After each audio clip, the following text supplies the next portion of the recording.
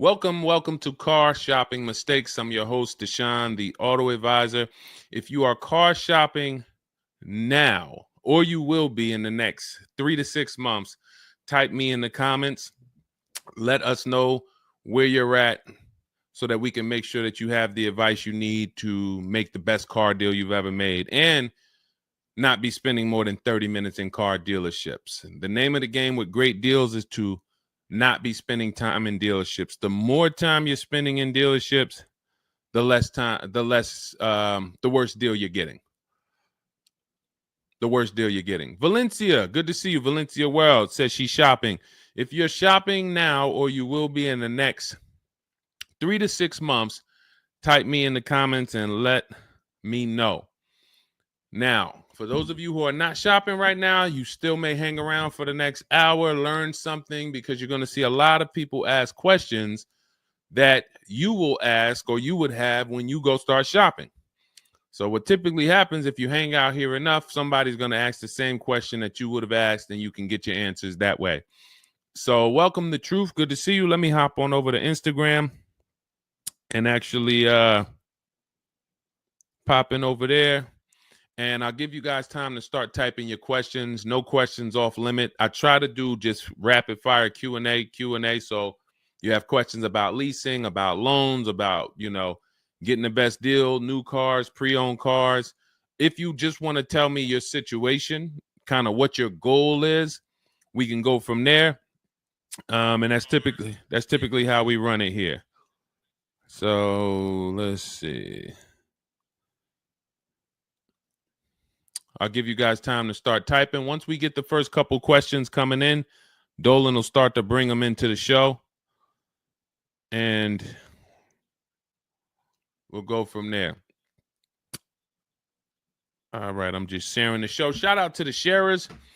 And before we even start with the questions, I want to talk about the mistakes that I see people making.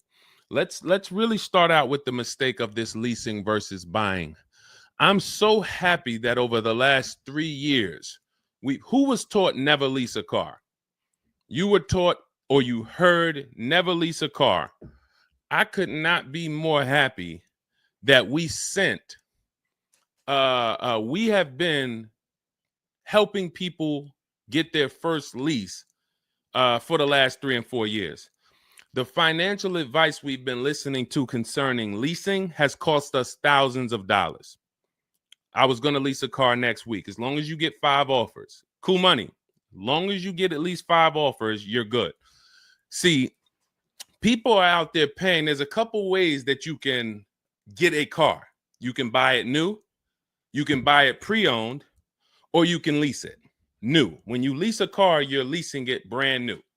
So if you look at the financial parameters, you ask yourself, if I buy a new car, how much will it cost me? Now, I want you to use this rule. Every $5,000 is about how much per month. This is not for the new people. If you're new here, type the number 1. Let me know you're new. You've never been on the show. I don't expect you to have the answer to this question. But if you've heard this before, then every $5,000 is about how much on a car payment. You may have seen this in my video. You might have seen this on a show. This is a principle we teach. I want you to lock this into your head forever. Let's see if anybody knows. Or we got a bunch of new people. Michelle's new. I see you. Cool Money's new. DJ Furious. Okay, I see you. Sandra Bonds on Facebook. You're new. Okay, a lot of new people checking in. We're live on YouTube, Facebook, Instagram, and TikTok. So if none of you know, I want you to remember this. Every $5,000 is about $100 per month. Good to see you, Digby, on TikTok.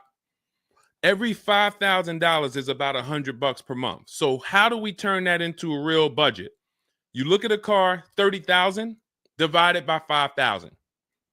You're going to see that's about 600. Well, that is 600. So when you see that a $30,000 car to purchase is $600, if you borrowed that money, now you know about how much that car is going to cost, about how much $600 a month will get you if you purchase. Now, if you lease, $600 a month, depending on the lease deal, could get you a $50,000 car.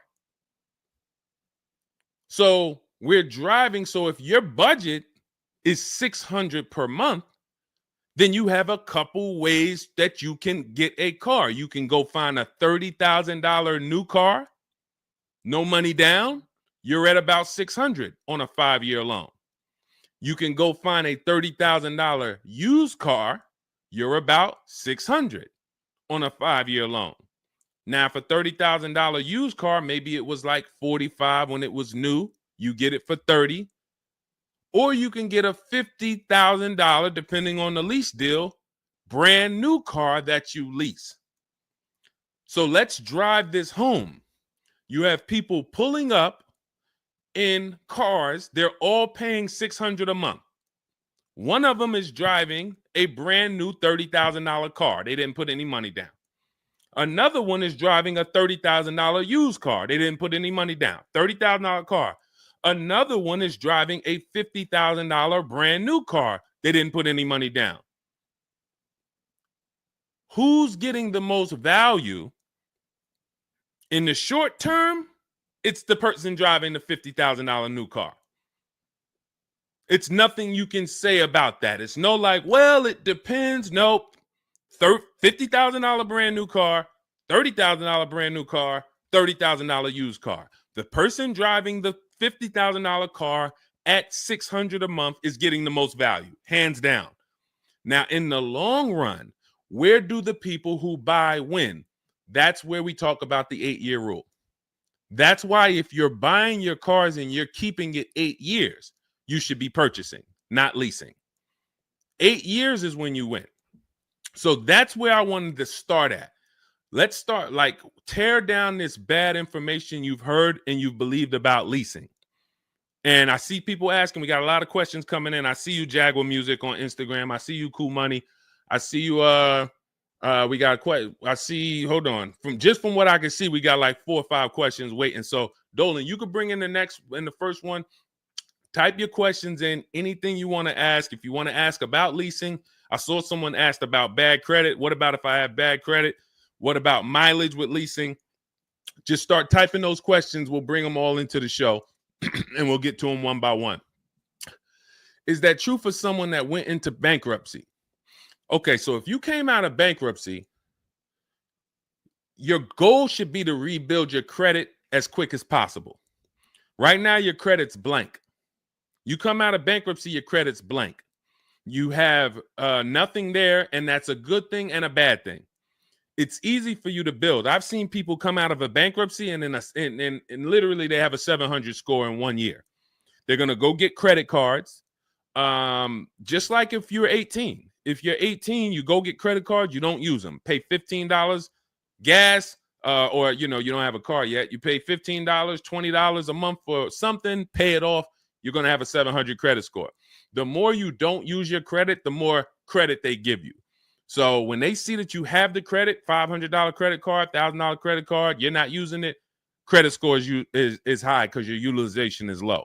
So that's what you should be doing. You cannot come out of a bankruptcy, just wipe your credit, and then go into the dealership and be like, okay, now I can get a car. You have no credit history. So the first goal should be, let me rebuild my credit as quick as possible. And you can do this quick. Follow Shonda Martin. Some of you know Shonda Martin. She's on pretty much every platform we're on right now. And she's road to 750 plus. Now you got to let me know. Can you wait and build your credit for 3 to 6 months? Can you start to get some type of credit history? Or are you in need of a car right now? In which case you have to get a car with bad credit or no credit. Because if you don't have anything on your history, that's technically no credit, which is bad credit. So, okay, you need something ASAP. Okay, so what you should be doing, and again, if you don't have good credit right now, you should be buying the smallest car you can with the lowest payment. I got into the car business 2006. I was 22. I've been in and around the car business since then. So what is that? Almost 20 years now? The mistakes come from 2 things. You don't know what to do. A lot of the stuff I'm going to say, oh, I didn't know I could sell a lease, Deshone. Oh, I didn't even know I could sell a car if I don't have the title. It's not paid off yet. I thought I had to pay it off to sell it. Deshone, I didn't know every dealer, every, Toyota dealer has a different price. I thought they were all the same price, like the Apple store. All of that is you didn't know. Oh, I didn't know about leasing. I thought it was this. I thought it was that. I had misconceptions. All of this stuff has cost you thousands of dollars. That's you not knowing. The other problem is you know and you don't do, because now I'm going to make sure you know. So once you know, it's your obligation, or it's up to you if you're going to do. So if I have bad credit, I'm looking to rebuild my credit. I need a car right now. First thing I'm doing is asking myself, in my book, Cars from Home, first step is how many years you're going to keep the car. Because we need to determine, are you going to lease or you're going to buy? Are you going to lease or you're going to buy? You don't determine that based on how many miles you drive, or, oh, I'm not. It's the 8-year rule. Are you going to keep the next car 8 years? Who keeps their cars more than 8 years? Type K. Because you're buying what we call keepers. If you're a keeper, Deshone, every car I buy, I'm keeping this thing 8, 10 years, 12 years. When the transmission goes out, I go and get another transmission. I see we got keepers. Shout out to the keepers. Michelle, we got Chantal. Who are the keepers? Sandra Bonds on Facebook. I see you. Where are the keepers at? K Mathis on Instagram. Keepers. These, you should not be thinking about leasing. Who's the keepers? See, we like to make this clear. Lon, I see you. Kara, keeper. All right. You need to be very clear, because people be like, Deshone, you talk about leasing a lot. Should everybody be leasing? No. Everyone who's not keeping their cars 8 years should be leasing. And if you don't have the credit to lease, your goal should be get the credit to lease. But so the first question I'm asking you, if I have bad credit, is how many years am I going to keep this car? Now, to those of you who, because if you don't have bad credit, or if you don't have marginal credit, somebody is going to have it. There's a lot of people getting hit in this economy, and they're going to have credit challenges and need a car. Why is this important? Because let's just say I don't have good credit, but I'm a keeper.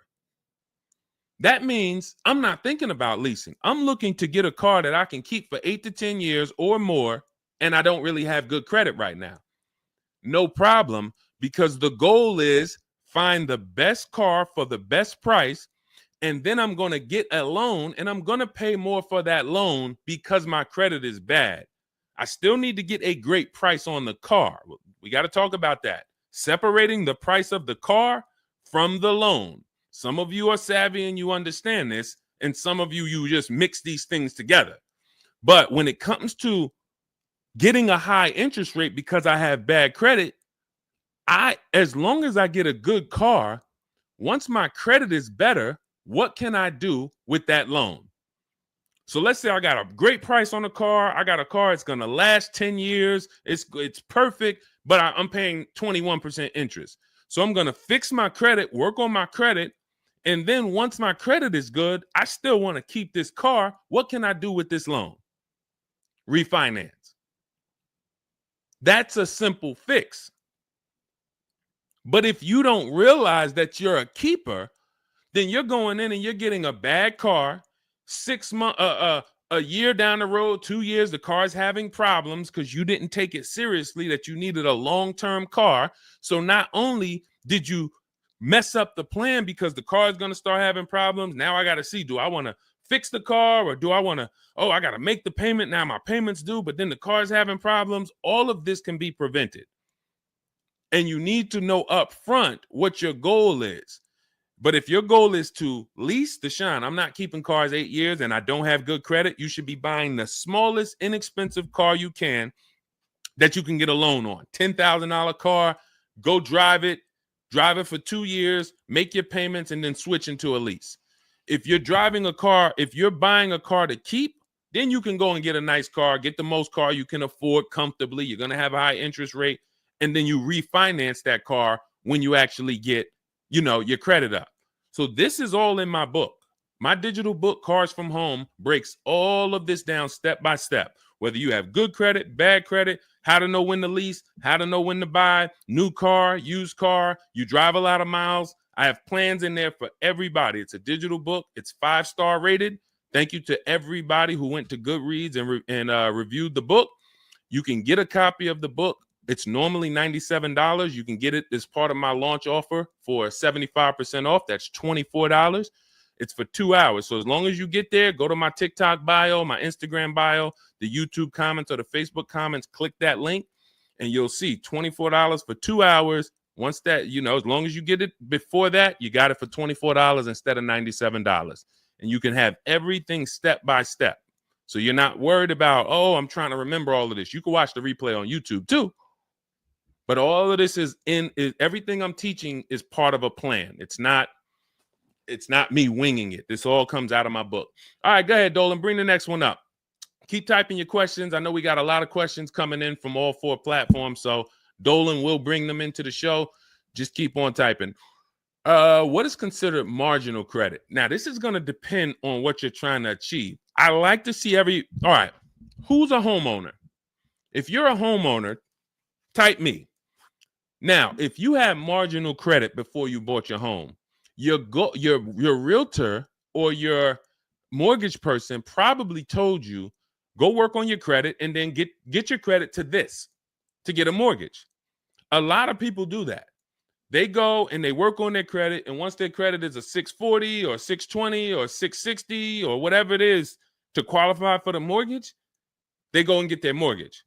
That's how it should be with a car. You want to get yourself, if you have the time, you want to get yourself to about that 660 mark.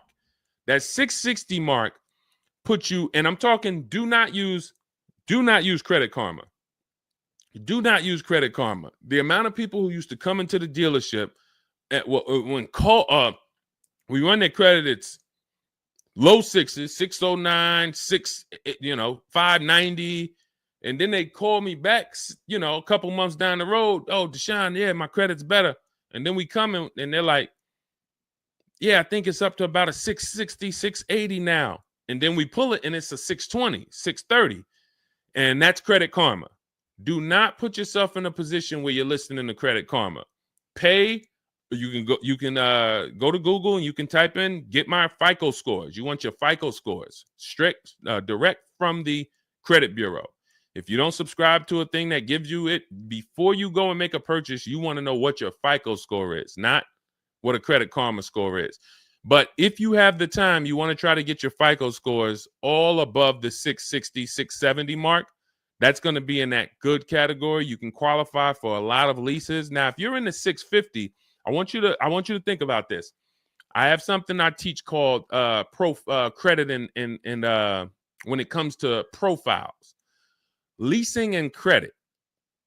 It's easier to get a loan to buy a car than it is many times to qualify for a lease. If you got a low 600 credit score, a lot of people will approve you. They're just going to approve you at a higher rate, higher interest rate. With a lease, it can work similar. But sometimes when you're in that low 620, 630, it's very tough to get approved. They're not going to take that much risk, but you may have a strong profile. So when you go into this, it's not black and white, guys. It's not like you can say, if my credit score is this, I'm done. What if your credit score is this, but you have a car payment already you've paid on time? When I worked for Mercedes, I worked for Mercedes for 5 years. We'd have people whose whole life was falling apart, but they never missed a payment on their Mercedes, and they get approved all the time. Everything else is falling apart, behind on the home. But if Mercedes sees you pay them, you got approved. So what I say is a current car. That's why those of you, if you're building to get a lease, if you're building to get a better car, pay that car on time that you have now. Because the best thing you can do is have a history of on-time payments on your car. That means a lot to a bank versus missing the car or putting the payments on the back because you thought that somebody told you could do that and it wouldn't affect your credit. A lot of people learn the hard way. Oh, I thought when I put the payment on the back, it didn't show as late. It does. So we again, I'm here to tell you everything from the inside. I've been helping people for years. We have people all around the country. You know, we'll bring a lot of them into the show. Marguerite, Brian, you know, a lot of the people who write in, Sheree. But we have this. I'm telling you from the inside, not from your perspective. I'm not like the public, and it's like, oh, this guy this guy must have really learned about buying cars because he's teaching. No, I'm from the dealerships. And, you know, if I wasn't doing what I was doing for 10 plus years, that was my job in dealerships, working with people, looking at banks, looking at credit reports, sitting there, seeing people turn down, seeing negative equity. So that's where my solutions for you come from inside. And so I would tell you, try to get to that mid sixes mark. And you'll put yourself out of a manipulation zone. You can qualify for a lot more things. All right, I see you, Michelle. I see you. Kim Randall, good to see you. The Savage Mama checking in. Abdul checking in. Good to see you. Go ahead, Dolan. You can bring up the next one. All right. Shout out to Dad. Y'all running the likes up on TikTok. Thank you so much. Thank you to everybody who's double tapping the screen. We appreciate you. Can you talk about putting money down or not when purchasing a car? So important. Listen, this is a good one. This is a good one. I don't know who asked this question, but this is a good one. Can you talk about putting money down or not when purchasing a car? So here's how you want to make sure your down payment never gets taken if you are purchasing a car. You must separate your monthly payments from the price of the car. You make the mistake sometimes of going in and saying, what's the payments on that car? Who's ever said that? Hit the like button, type me. You ever said, hey, what's the payments like on that car right there? The reason why we don't do that is because you're actually mixing two transactions when you do that. Thank you for being honest. Shout out to the people who are being honest. You're mixing two transactions. You're looking at the price of the car and you're looking at the loan details, which equate to your monthly payment. See, if you pay cash for cars, then you understand you don't care about the payments. You go in, you're trying to find out the out the door price. What is my out the door price from the car for this car? If you're doing it our way, you're doing this from home. Bunch of dealers submitting offers to you. They're out the door offers for this car to your email, bidding war. We'll talk more about that in a little bit. That's the cars from home way. But once you get the out the door price, you then say, all right, that car that I want, $32,000, including all my tax, all my fees, $32,000. I pull up my auto loan calculator. How much is $32,000 on a car payment? Well, 5 years might be around $620 a month. 6 years might be around $550 a month. Okay. Do I want my payment to be that high? If I could afford that payment, do I want my payment to be that high? You see how we've separated the price of the car from our loan and our monthly payments. This has nothing to do, and this is what we call the 3 pillars of great car deals. 3 pillars. You cannot get a great car deal if you're mixing these 3 pillars. First one, who I buy my car from. Second, who I get my loan from. Third, who I give my old car to and sell it to. That's why we don't say trade here. That's a curse word. Forgive me if I even saying it. And if, we get some questions about trade-ins, we'll explain why we don't trade cars. So we have to separate these and bid out each one. You have so many online tools at your disposal that you just don't know how to use yet when it comes to your cars. You know how to use Amazon to go buy a TV. You know how to get a subscription to YouTube. You got a ton of online tools you know how to use. Shazam, what's that song? Shazam it. But the online tools about car buying, you just don't know how to use them. That's where I come in. Our entire system is showing you websites that do this, tools that do that. And so we can make sure that we're getting the best deal. So the only way you're going to make sure you never lose your down payment is you have to separate the monthly payments from the price of the car. If you go in and say, hey, how much is that payment? The car salesman says, well, how much can you put down? Well, I don't really want to put any money down. Well, all right. If I had to, I guess I could put down like 3, 4 max though. But I'm trying to be at like $600 a month. You're working your loan out with them. That's a loan. And let me tell you how.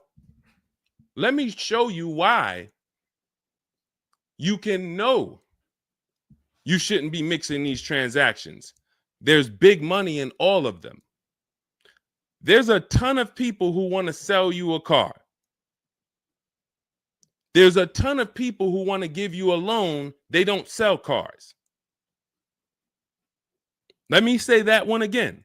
There's a ton of people who want to give you a loan. They don't sell cars. They want to compete for your loan. That should tell you there's a lot of money in the loan business. Then there's a ton of people who want to buy your car from you. Your car you have now. You're the one you're like, well, I just normally go trade the car in. Well, how many offers are you getting when you trade the car in? Well, I usually just get the one from whatever the dealer says he's going to pay for me. Okay. So there's a ton of people who want to buy that car from you. They don't care about selling you a car, and they don't care about giving you a loan. So when you buy a car from a dealer and you give them your old car on trade-in and you get your loan from them, you just gave them 3 transactions. You did 3 transactions with them in one. Do you see why it's impossible for you to get a great deal doing that? Type $signs if that makes sense. Who's locked in? Because I know sometimes we only got a couple people that be watching. Some people, man, you're cooking dinner and you're like, I hear you, Deshone. You're not gonna save $5,000, $10,000 like my students, and you're cooking dinner and you're just trying to listen in on the side. Look, you're not gonna get this. Look, person got a Kia $439 a month, $35,000 car. Look, save probably $6,000 off the car. Melissa, $12,000 that she got from Carvana. Let me just read something from people who are locked in, so you can, maybe this will inspire you to get locked in. All right, this is Melissa. 4 days of leasing like a boss. That's our system we follow for getting our leases. Started with a Kia Telluride as first choice. Quotes for 36 months, 15,000 miles a year. Ranged from 642 to 653. Went to a Honda Pilot. Ended up getting quotes as choice B from 616 to 713 after contacting every dealer in North Carolina. She did this from home, right from home. She got after contacting every dealer, the dealer I ended up leasing from originally quoted me 719, came back at 616 in 3 days with 0 due at signing. This is on a, where's her car at? I can't see. Hold on, 616. Oh, that one wasn't clear. All right, here, let me read this one. Thanks so much for these resources. I read the entire book last night. Already been underway trying to put my deal together. What a great book. I have my quotes together, and now I'm ready to take the next step with the calculator. Big fan of your channel and the resources. However, when we shop for 12,000 miles per year, do we adjust to 15,000? So these are people who are taking action on a plan. So when you see the plan, there's going to be different results. If you're out here winging your car process, oh, I hope I did this. Oh, shoot, I thought I watched the Instagram video. They told me don't say that. I shouldn't have told them I had a down payment. You're not going to get it.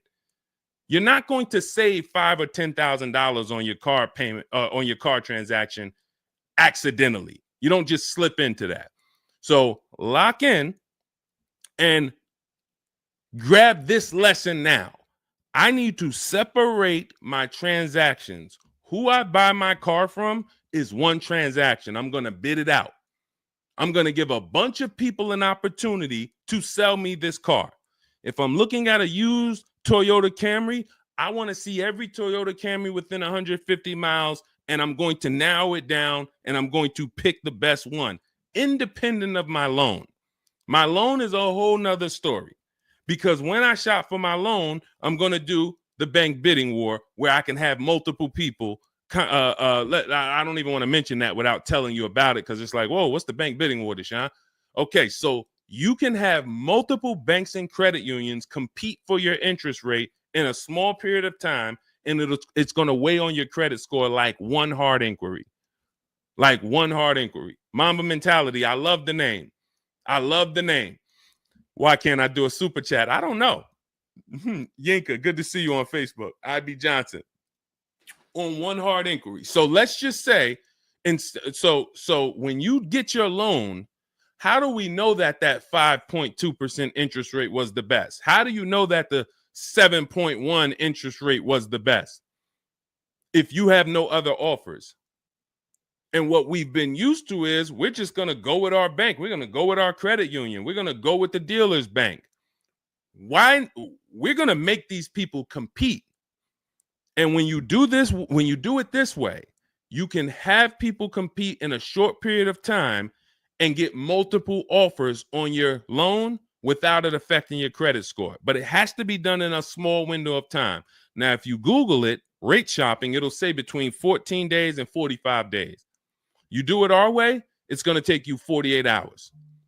And you don't do this until after you find your car. After you find your car is when you do a hard inquiry. You let these banks and credit unions compete for your loan. And again, you notice I've already found my car. I already got the best price on that car right there at ABC Motors. I got that thing on hold. Don't pick up the car the same day. As much as they're going to ask you, hey, you want to take it home today? You want to take it home today? No. If I take it home today, when do I have time to go shop my interest rates? I'm not taking it home today, but let me get my buyer's order with my numbers on it. Let me go home and let me actually do my shopping for my loan and my interest from home. And then if you can actually beat that rate, it's a competition. But because you didn't know that you could let multiple banks do this in a short period of time, you're only going to your bank. You coming back with a 6.49. Well, I guess that's good. What if somebody could get you a 5.49? Do you know how much a difference between a 5.49 and a 6.49 is on a loan? Could be $1,200. This is why we're getting all the money. So again, all of this is in my book, digital book, Cars from Home. You don't have to wait for it to come in the mail. You can have it by the end of the show. It's in my TikTok bio, Instagram bio, Facebook comments, and YouTube comments. Normally $97, but you can get it as part of our welcome offer for $24. As long as you get there before the 2 hours is up, you get it for 75% off. It'll have everything in there. That is the bank bidding war. If you're not, again, before we go to the next question, if you're leaving the dealership wondering, if I was to walk up to, yo, Deshone, what's going on, man? Hey, I just got this car, man. What do you think? Okay. Did you get a good deal on it? Yeah, man, I definitely got a good deal. How do you know? If you're not saying to me, yo, man, you know how many offers I saw? Man, I got about 6 offers on this car from different dealers. This was the best one. Okay, you did good. What about your loan? No, man, listen, my bank competed, credit union competed. The dealership told me none of their banks could beat what my bank gave me. Congratulations, man. You got a great deal. But if you don't have that same confidence, you did not get a great deal. And now you're driving in a $30,000 car, $50,000 car, and you don't have the confidence that you actually didn't leave thousands of dollars in these dealerships. This is crazy. And when you get mad and stop accepting it, you'll listen to what we're telling you to do. If you think you deserve that abuse, then you're going to keep doing the same thing. That's why you got to unlearn. Okay? So separate your transactions. Who I buy my car from, I'm getting multiple offers for. Who I get my loan from, I'm getting multiple offers. Who I sell my old car to, I'm getting multiple offers. And with the internet, I can do all of this right from my house. Right here. All right. That's the Cars from Home way. Let's go, Dolan. All right. Keep typing your questions. I see you, Mamba Mentality. I see Mamba Mentality got a lot of questions. Samante Love, good to see you. Jay Bass, good to see you. Yep, Jay Bass. Separate transactions. Exactly. D So Chill on TikTok, good to see you. Lisa on TikTok, good to see you. Hector Ruiz, thank you, Hector Ruiz. Shout out to the sharers. Shout out to the sharers. I always got to take time to shout out the sharers. We can't do this without you. All right, how can I schedule a consultation with you? Also, does it make sense to lease a pre-owned vehicle? So let me answer the bigger part of the question first. Most leases are going to be brand new. There's only been a few manufacturers that have tried to do a pre-owned lease program. Lexus tried it. BMW's tried it. And there's certain brands that can technically lease a used car. The reason why I don't like it is because it's not enough of a wide stream. It's not enough of a mainstream program to create competition. And if you can't create competition, then you don't know if you're getting a good deal. If you walk in to lease a brand new car and you're walking in and again, we don't do this. We never sit down in a dealership. We're there to test drive only. We're never talking numbers. But if you are doing it the old way, you're going to go in and then you're going to get a bad lease deal presented to you. And they'll say, well, I could lease you this 3-year-old one and it'll save you like $150 a month. How do I know that's a good deal? It might be affordable. And sometimes you confuse affordable with a good deal. It's not a good deal because you could afford it. I want to let that sink in. We confuse, you know how many people I watch get a horrible deal, but they go home and they're like, yo, man, they got me to my payment. Bad credit usually. A lot of people with bad credit will brag about yo, man, you got to go see Joe, man. Why do we need to go see Joe? Man, he got me in a car. Nobody else could. All right, let's look at the numbers. Dag, you're paying 24% interest. You know this is an 8-year loan? You know this is an 8-year loan. Oh, nah, I just, listen, man, Joe, you sending all your friends to Joe. Oh, look, and this car has 70,000 miles on it. You paid 28,000 for it? See, because they got you to a payment you could afford. So you thought, good deal. Now, I go into a Bentley dealership right now. Bentley's $300,000. And they say to me, we'll give you this Bentley for $150,000. So they give me somebody offers to give me a $300,000 Bentley for $150,000. 50% off. We're going out of business. Take it. Can I afford it? No. Is it a good deal, though? Is it a good deal? $300,000 Bentley, half price, $150,000. Many people, you don't have that in your budget to go and bring $150,000 dropping on a car. Now, if you want to do a business thing, go buy it for $150,000, quickly sell it to another dealer for $220,000. Okay, that's what we would do. But I'm not talking about that. I'm talking about just you alone. Affordability does not equal deal. A deal is a deal whether I could afford the deal or not. And the only way we know a deal is to actually get multiple offers. There's no other way. So I'm going to continue to say it. There is no other way. I've been in the car business since 2006. There is no other way for you to know you got a deal without comparison shopping. Same way if you walked into a grocery store and there was only one, you walk into the Dorito factory. There's only Doritos everywhere. No other competition. They sell them for $7 a bag. There's no competition. So everybody who's in the Dorito factory is paying $7. But when they go in the supermarket, Doritos competing against Lay's, competing against Wise. Oh, you can't be $7, Dorito. You might have to be $4 this week. You might have to be on sale this week for $2.99. Competition. It's everything else. So a lot of what I'm saying to you will click when you realize that you've been programmed to buy cars in a way that you don't buy anything else up. You don't buy anything else that way. Everything else you buy in your life is competition. People competing. Everything else only with cars, we look at one offer. So that's why when you come home, start to look at the whole market, you're going to love this. You're going to be like, man, I don't know how I didn't start doing this before. What I'm teaching is not, the whole Cars from Home system is not rocket science. We just use the internet to create competition. That's how we get crazy deals. That's how you see Alex graduated, was able to get a new lease for my partner, sold his old car to Carvana, bid that out. Notice he didn't trade it. He didn't say I traded in my car. I sold my old lease to Carvana, old 3,500. He got 14. That was his highest bid.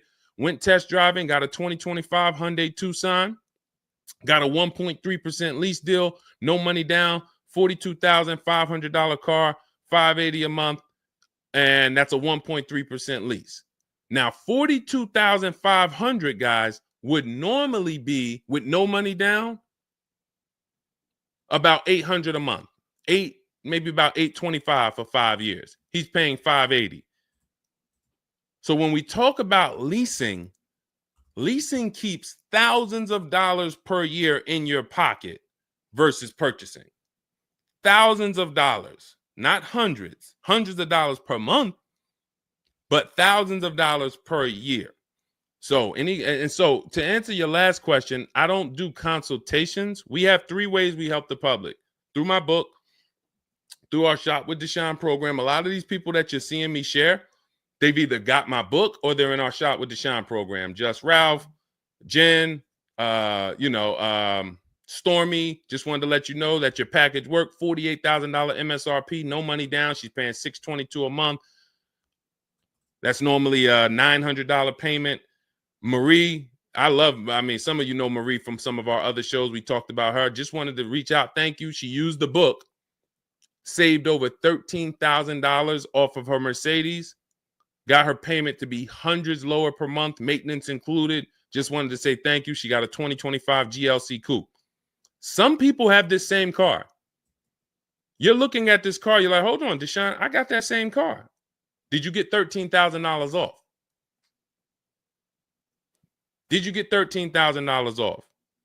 This is when we got to say to ourselves, whoa, what's happening that Marie got $13,000 off? I thought I did okay. I got $4,000 off.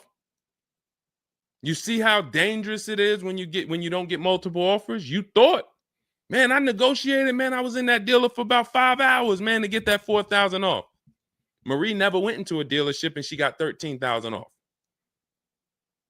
So you just made a $9,000 mistake. So you could either change your behavior, go grab my digital book, Cars from Home, learn the same thing, use the same strategy step by step that Marie just used, and you could eliminate you making these types of mistakes, or you can continue to do what the car business wants you to do. So in my digital book, you have everything. That's why it's called 7 Steps to Saving Time, Money, and Avoiding Dealerships. It's in my TikTok bio, my Instagram bio, YouTube comments, Facebook comments. You can get 75% off for the next 2 hours. So you won't pay the normal $97. You get it for $24 if you get there before the welcome offer expires. And that's a digital book. It'll be in your inbox by the time we end the show. You'll have all these strategies to use for you, your family, your spouse, your kids, to make sure every transaction you're winning. You're leaving no money on the table. All right. So yes, I don't do, and you'll see in our Cars from Home toolkit in my bio, we do have a program where we shop for people around the country. In fact, before we go to the next question, let me show you what you'll be able to do. But in our case, we do this for clients. So you get in where you fit in. I don't tell you, it's like if I put a buffet in front of you, everything gets you full. You get the book, you're there. You come into Shop with Deshone, we do it together. You watch our video checklist. You have coaching calls, we have Zoom calls, we have a private Facebook group. You get to your goal. Or you can, if you qualify, you got to have the credit. You got to be shopping for a new car. You can look into our Done For You program. You can book a call with our team. But here's an example of how big of a margin these offers. I want to show you the difference between some offers here, because some of you don't really see it. Hold on. I got to label these better for our next show. Okay, here's an example. So we can see here for this particular car, the payments range, all of the car itself is $64,000. We're shopping for a Genesis. This particular month on this particular car, the payments range. Y'all ready? We got 6 offers on this car. The payments range from, well, I'm just reading them to you. $973, $899, $1,102, $1,066, $921, $913. Now this is initial payments. Why is there a $200 difference in these initial payments? This is why you never want to take people's first offer, because the initial payments are going to be high. But even in the initial negotiations, why is it, Deshone? Wait, all of these cars are the same price. Why is one dealer at $1,050 and another dealer is at $899? Because they're criminals. So what do you think you're doing if you just walk into a dealership and say, let me give this dealer a shot at negotiating? If you're negotiating with the dealer that's at $1,050 or $950 or $975, where are you going? And the goal is to have that dealer. This is why when these dealers come, when they come down $100, you think, oh, I had to win. Man, they just came down $100 per month. They started out, they were at $590, and now we're at $490. This has to be a good deal. Well, how do we know that they weren't supposed to start at $490 and end up at $390? If this is clicking for you, type a $, because this is clicking for some of you. Those of you who are locked in, this is why it has to be a mentality change. I'm pulling back the curtain so you can see that, Deshone, it's been feeling like when I go to buy a car, it's a mental game. I drive off and I'm kind of happy, but then I don't really have the peace. I don't really feel like I did good. I'm kind of hoping I did okay, right? That's you, right? So I'm telling you that your gut has not been lying to you. I see you, P. Honda Fundamental Salon. Good to see you. Got my book. Use it. Use it and win. So your gut is not lying to you. I'm just the one from the inside coming to tell you that you closing your eyes and hoping things go well is not working. It's not going well for you. If you looked at other people, they're doing better. If you looked at people with strategy, they're getting cars for $200 a month less than you. They're getting $5,000 off less than you. They're leaving knowing that they got the best deal because they saw so many offers. You're hoping, and that hope is not leading to that. Hope is a bad strategy. So what you want to do is you want to change your mindset and realize that the dealer's whole goal is to keep you from shopping. If you burn that into your head about the car business, the entire goal of every dealership is to keep me from shopping their competition. And if you know that, then you're not going to go into the dealership. You're going to say, all right, how can I be at home and do this from home? Again, that's all in my book. But even if you want to make calls, there's some people, you've been on to this since 4 years ago, 10 years ago. You're like, Deshone, man, I knew, man, I don't go into those dealerships. I call around, I'm going to get me a bunch of offers. And by the time I get there, that's when I'm picking up my car. You've been on to this truth for a long time. Some of you, I'm not telling anything new. Some of you, you're like, whoa, I didn't know that really. I thought that it was all about going in and just negotiating. No, because 80% of dealers are never going to give you what we call a below market deal because they got too many other people walking in that's willing to pay a higher price. So you have to find the dealer who is going to give you that low payment out of the whole market. That's why this is a bidding war. And when you start to do this, you're going to be like, yo, why does it seem like this is kind of fun now? I kind of enjoy this. Is like a game. And you're the prize. So instead of feeling like you're begging, oh, come on, can you do another $500 off? Come on, man. I'm only asking. Get me from 520 to 499, man. You're begging. So instead of begging, you got people now competing for you. Whole different story. That's what we want. That's the transformation we want for you today. All right, let's go. Dolan, next question. All right, Fundamental Salon, I see you. I see you, Jay Bass. I see you, Randall Pine Straw. You got the number 3 gifted badge. Thank you. Y'all lighting up the lights on TikTok. Thank you so much, Monica 9300, BKS Aggie, Timothy Garces, Drew Saberton reposted the broadcast. Thank you so much. Shout out to everybody sharing this. What about military personnel? What's the question? Just rewrite that question because I don't know. What's the question? I know what about military personnel. I don't know. Are you asking about military rebates? I don't know. So just kind of give me a full question, and then I'll be able to give you a better answer. Hello, I'm planning on purchasing a 2025 Escalade.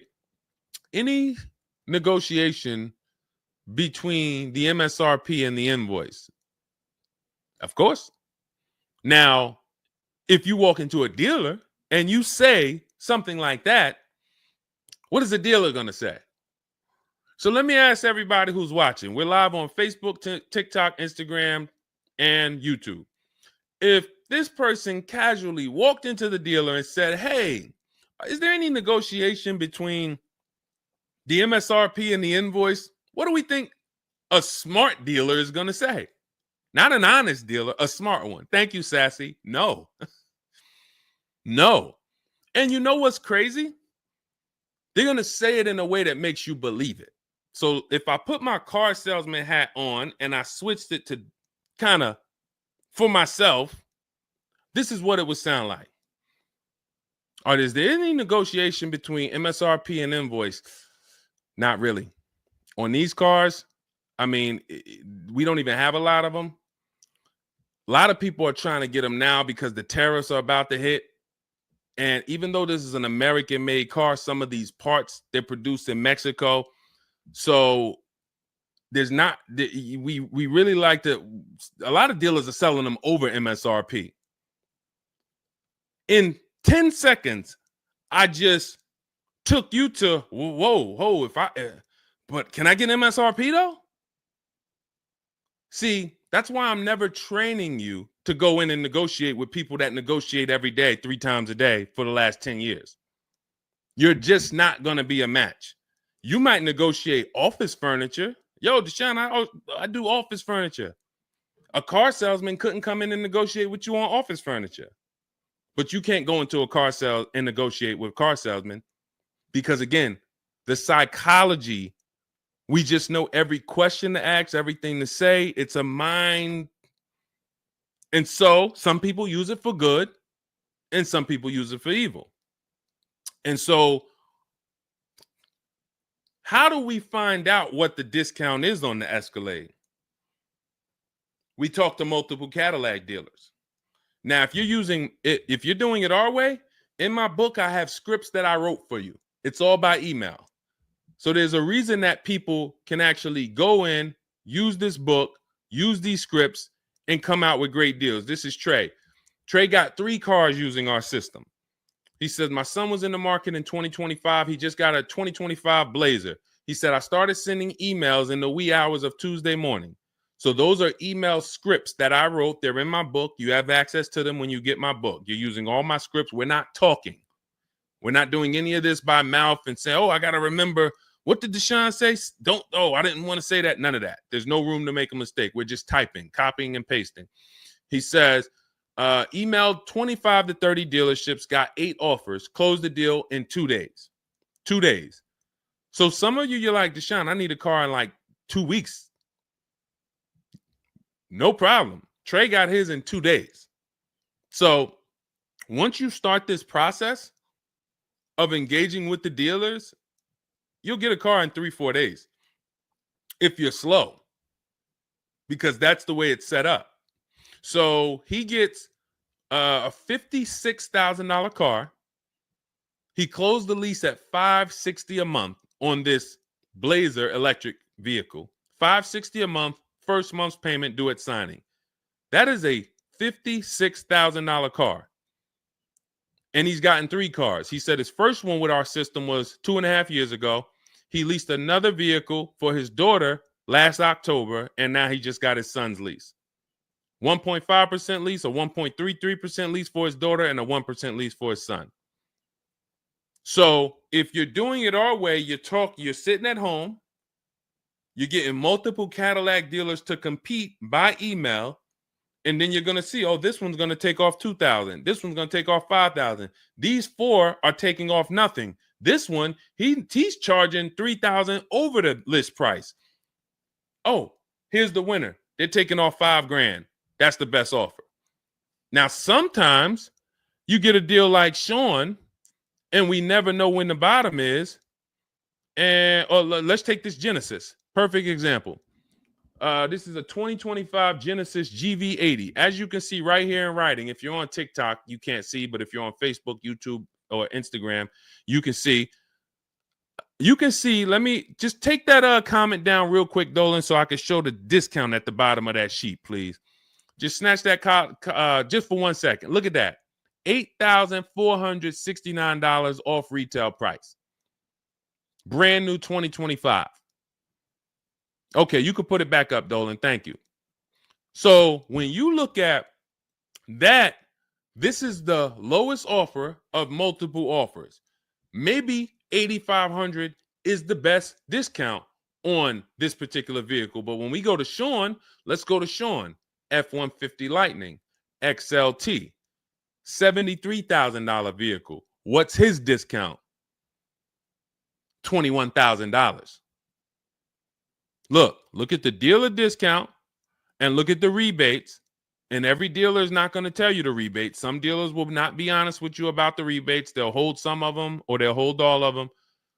When he got all his offers, he saved $21,000 off the price of the car. So how do we determine, to answer your question about the Cadillac Escalade, what's the discount between MSRP and invoice? We don't know. Could be the best discount could be $3,000. The best discount could be $5,000, could be $10,000, $12,000. We don't know. And because you don't know, you cannot negotiate. If you knew that the best discount you could get on a Cadillac Escalade was $8,000, you knew that, then it would be easy to negotiate. I'm just going to go on. All right, man, come on. You're at $6,000. Nah, man, I want another $1,000 at least. I'll let you keep the last $1,000, but you got to get me to $7,000 because you know the bottom, $8,000. No car that we go in to get do we ever know what the bottom is. So what you're doing is you're feeling for the bottom. But if Sean thought $10,000 off was the bottom for his F-150 Lightning, then he wouldn't have got $21,000 off. That's the danger. So when I say to you, you're leaving $3,000, $5,000, $7,000 on the table, you can't say to me, Deshone, no, I'm not. Because I get so many offers, man. I know I'm not leaving money on the table. You don't know you're leaving money on the table. I got $8,000 off my Infiniti truck I got when I leased it. How do I know that was the best offer? Because I had 7 other offers. I had 7 other offers of Infiniti dealers that I went back and forth with by email. This one giving me $3,000 off. This one $4,000. This one $6,000. This one $6,000. This one we'll do $8,000 off. You got it. You won. Took me 60 minutes. This is where I want you to get new cars, used cars. You're making your deals from home. You're the prize. You're going into the dealership to pick up your car, man. They like, man, you sell cars? How'd you was like quick, man, that you kind of knew what this was quick. Car salesmen going to love you because you didn't waste their time. You didn't tie up 8 hours of their time. They're making deals with you in 20 minutes, 30 minutes. It's great for everybody, but it's mainly great for you. That's what we want. Okay, all of this is in my digital book, Cars from Home, 7 Steps to Saving Time, Money, and Avoiding Dealerships. It's not a mail book. It's a book. You can have it in your inbox in the next 5 minutes. Normally $97, but as part of our welcome offer, you can go to my TikTok bio, Instagram bio, click those links. You can go to the Facebook comments or the YouTube comments. Dolan has a link for you guys. You get 75% off. That's $24, but it's only for 2 hours. Now, if you visited earlier, some of you, I did a show, my last show, you might have visited the link and you missed the countdown. You'll see it's gone. So you want to make sure when you actually go there, even if you come back in a couple minutes, don't let that timer hit 0. Book's still worth $97. You saw Marie, she saved $13,000. So I think if Marie, if she was on the show, she would say, look, even if you missed the $24, get that book. Save me $13,000 off my price. All right. Corey Duncan, I'm just catching your comment on TikTok. Look, it works, y'all. I promise. Leased a car back in April after using his book. Got the best deal. You see what I'm saying? Like, and this is all over. It's too many people for me to pay. When I tell y'all, like, it's too many people. I pride myself on not can Deshone get great deals. Obviously, you guys know if I could sit on here and answer your questions for an hour and a half. Clearly, I've been in the car business since 2006. Clearly, Deshone can get great deals. But can other people? That's why I'm showing you other people. That's why I'm showing you Benita. That's why I'm showing you Kimberly got 20 grand off her Maserati when she got it. Zafrina got 2 cars. She got a car last year, got her Jeep Grand Cherokee, $66,000 car. She got it for $579 a month. And then she just got another car that she posted 2026. Not even a 2025. 2026s. It ain't even out yet. She got a Kia or just came out recently. Kia EV6, $76,000 vehicle. She got it for $742 a month. She leased it. Now let me just do some math for you real quick on how crazy a deal that is that Zafrina got on her second car. The first one's crazy too. They're both crazy. But let me just, here's how we judge a lease. We judge a lease by how much we're paying and how much car we get to drive for that payment. So the reason I created the 1.5% rule is for you to know you're paying too much money for a car you're giving back. The 1.5% rule tells us if we divide the monthly payment into the MSRP with no money down, it creates a percentage. And if that percentage is over 1.5 for 12,000 miles per year, we're paying too much. It's no value there. It's a bad value lease. Let's look at Zafrina's deal that she just got. She's paying $742 a month,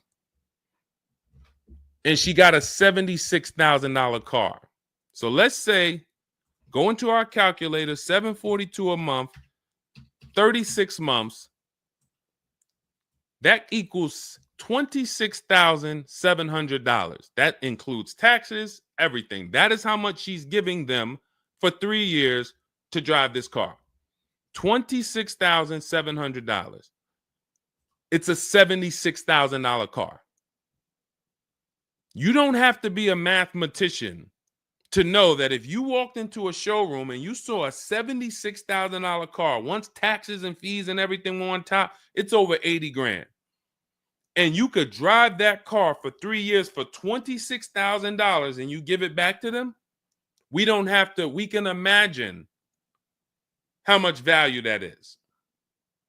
So that's how we judge a lease. And the more I pay, the more I have to look at, okay, is this a good lease deal? Is it a great lease deal? Is it a steal? Zafrina got a steal. Anything 1% or lower, it's a steal. From 1% to 1.5%, that's a good deal. Well, let's say from 1% to 1.25, great deal, great value. And then from 1.25 to 1.5, good lease deal. So it's good, great, and a steal. Any of those is good. It depends on the vehicle, and it depends on how well you get offers, because different vehicles have different lease programs. But once we get, you don't walk into a dealership and say, hey, get me the 1.25 or get me the one. You don't do that. You got to see what the best offer gets you. But this is where you want to be at. Empowered shopping. Okay. Thanks, Randall. I'm working on my lease deal now from the book. Way to go. Way to go. All right, Dolan, go ahead. Pull up the next one. I'm going to take a sip of water. I see we still got a lot of questions to get to. Let's go.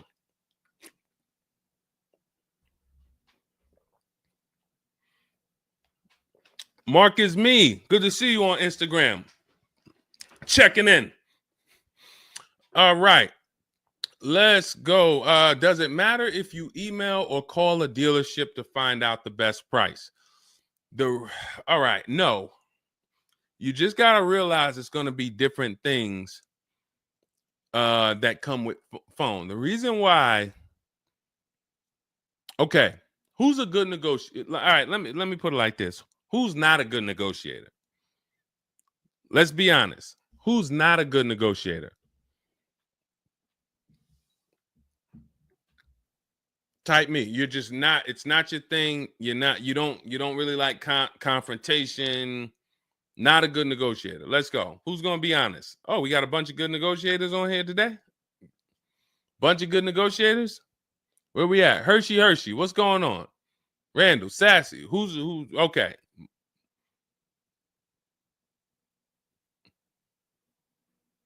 Okay. Couple people that want to be honest. Everyone else is a great negotiator. You need that to get on the phone. In order to get on the phone, you need to be a good negotiator. You need to be quick with your words. You need to be, and that's what's going to happen when you're calling to get deals. Now, if you're calling to get deals, you just need to be able to know exactly what information to give and what information not to give. So let's just say you call in and you're trying to get an offer, and somebody says, "Hey, wait, I need your credit." Okay, are you gonna say, "Well, no, actually, the people who I've been working with, they haven't been asking for credit. Just assume tier 1," or are you gonna, fumble through that? And if you so this is what you're going to get. That's why I say if you're calling, you could try asking for sales managers. But the reason why email far exceeds getting the offers by phone. Now, look, getting the offers by phone is way better than walking in. But if you get the offers by phone, you still have to you have to try to lock down who the good dealer is, because you're not going to really have anything in writing. And that could be a problem. That could be a problem, because whenever you're going in and you're thinking this, that's why everything we do is from home. Your credit app is done from home. If I'm talking to somebody on the phone and I feel like I done talked to maybe 8 dealers, I got 5 offers, and one guy, Matt over at, that dealership it feel like he's being honest. He's giving me the offer. He told me this is what your payment's going to be. It includes taxes. It includes everything. Or this is what I'll sell you the car for out the door. Okay, I'm doing the credit app online because I want all of that firmed up before I get there. I have a video we're going to put out soon about a dealer who we just experienced this shopping for a client, where the dealer put something in writing. And then when we did the credit app, or the client did the credit app, changed the offer. So when they changed the offer, that means they didn't want to do that offer to begin with. Oh, no, they didn't change the offer. They said the car was sold.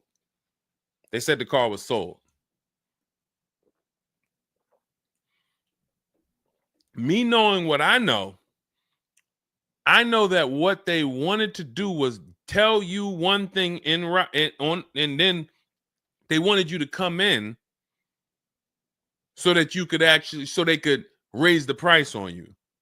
This is why we are not going in until we do our credit app online. And when I tell you we are doing everything from home, except the test drive, we are doing everything from home. We're not going in, all right, come on in, let's finalize this. No, we'll come in and pick it up. You can send me the credit application. I will email you my driver's license. I'll email you my insurance card, because when you do this, your deal is solid. If you're going in the dealer to finalize your transaction, the deal is actually not solid. The deal can be changed. And what you'll see sometimes, like in this video we're going to post, is once they find out they can't get you to come in to actually change the price, that's when they're going to start changing the tune. That's when things are going to change. And you know, okay, I see what you were trying to do. You were trying to get me in there so that you could change the price on me. So that's why email is really the gospel when it comes to us. And another thing, you don't have to talk to anybody. You don't have to remember what you're going to say. What's up, Robert Ishel? You don't have to remember what you're going to say. You don't have to worry about saying the wrong thing. When you're doing this by email, especially when you're using our stuff, if you have my book, my digital book, everything's in there. The scripts are in there. When they say, when can you come in? We have a script. When they say, hey, we only give quotes on for people who are in here, we have a script.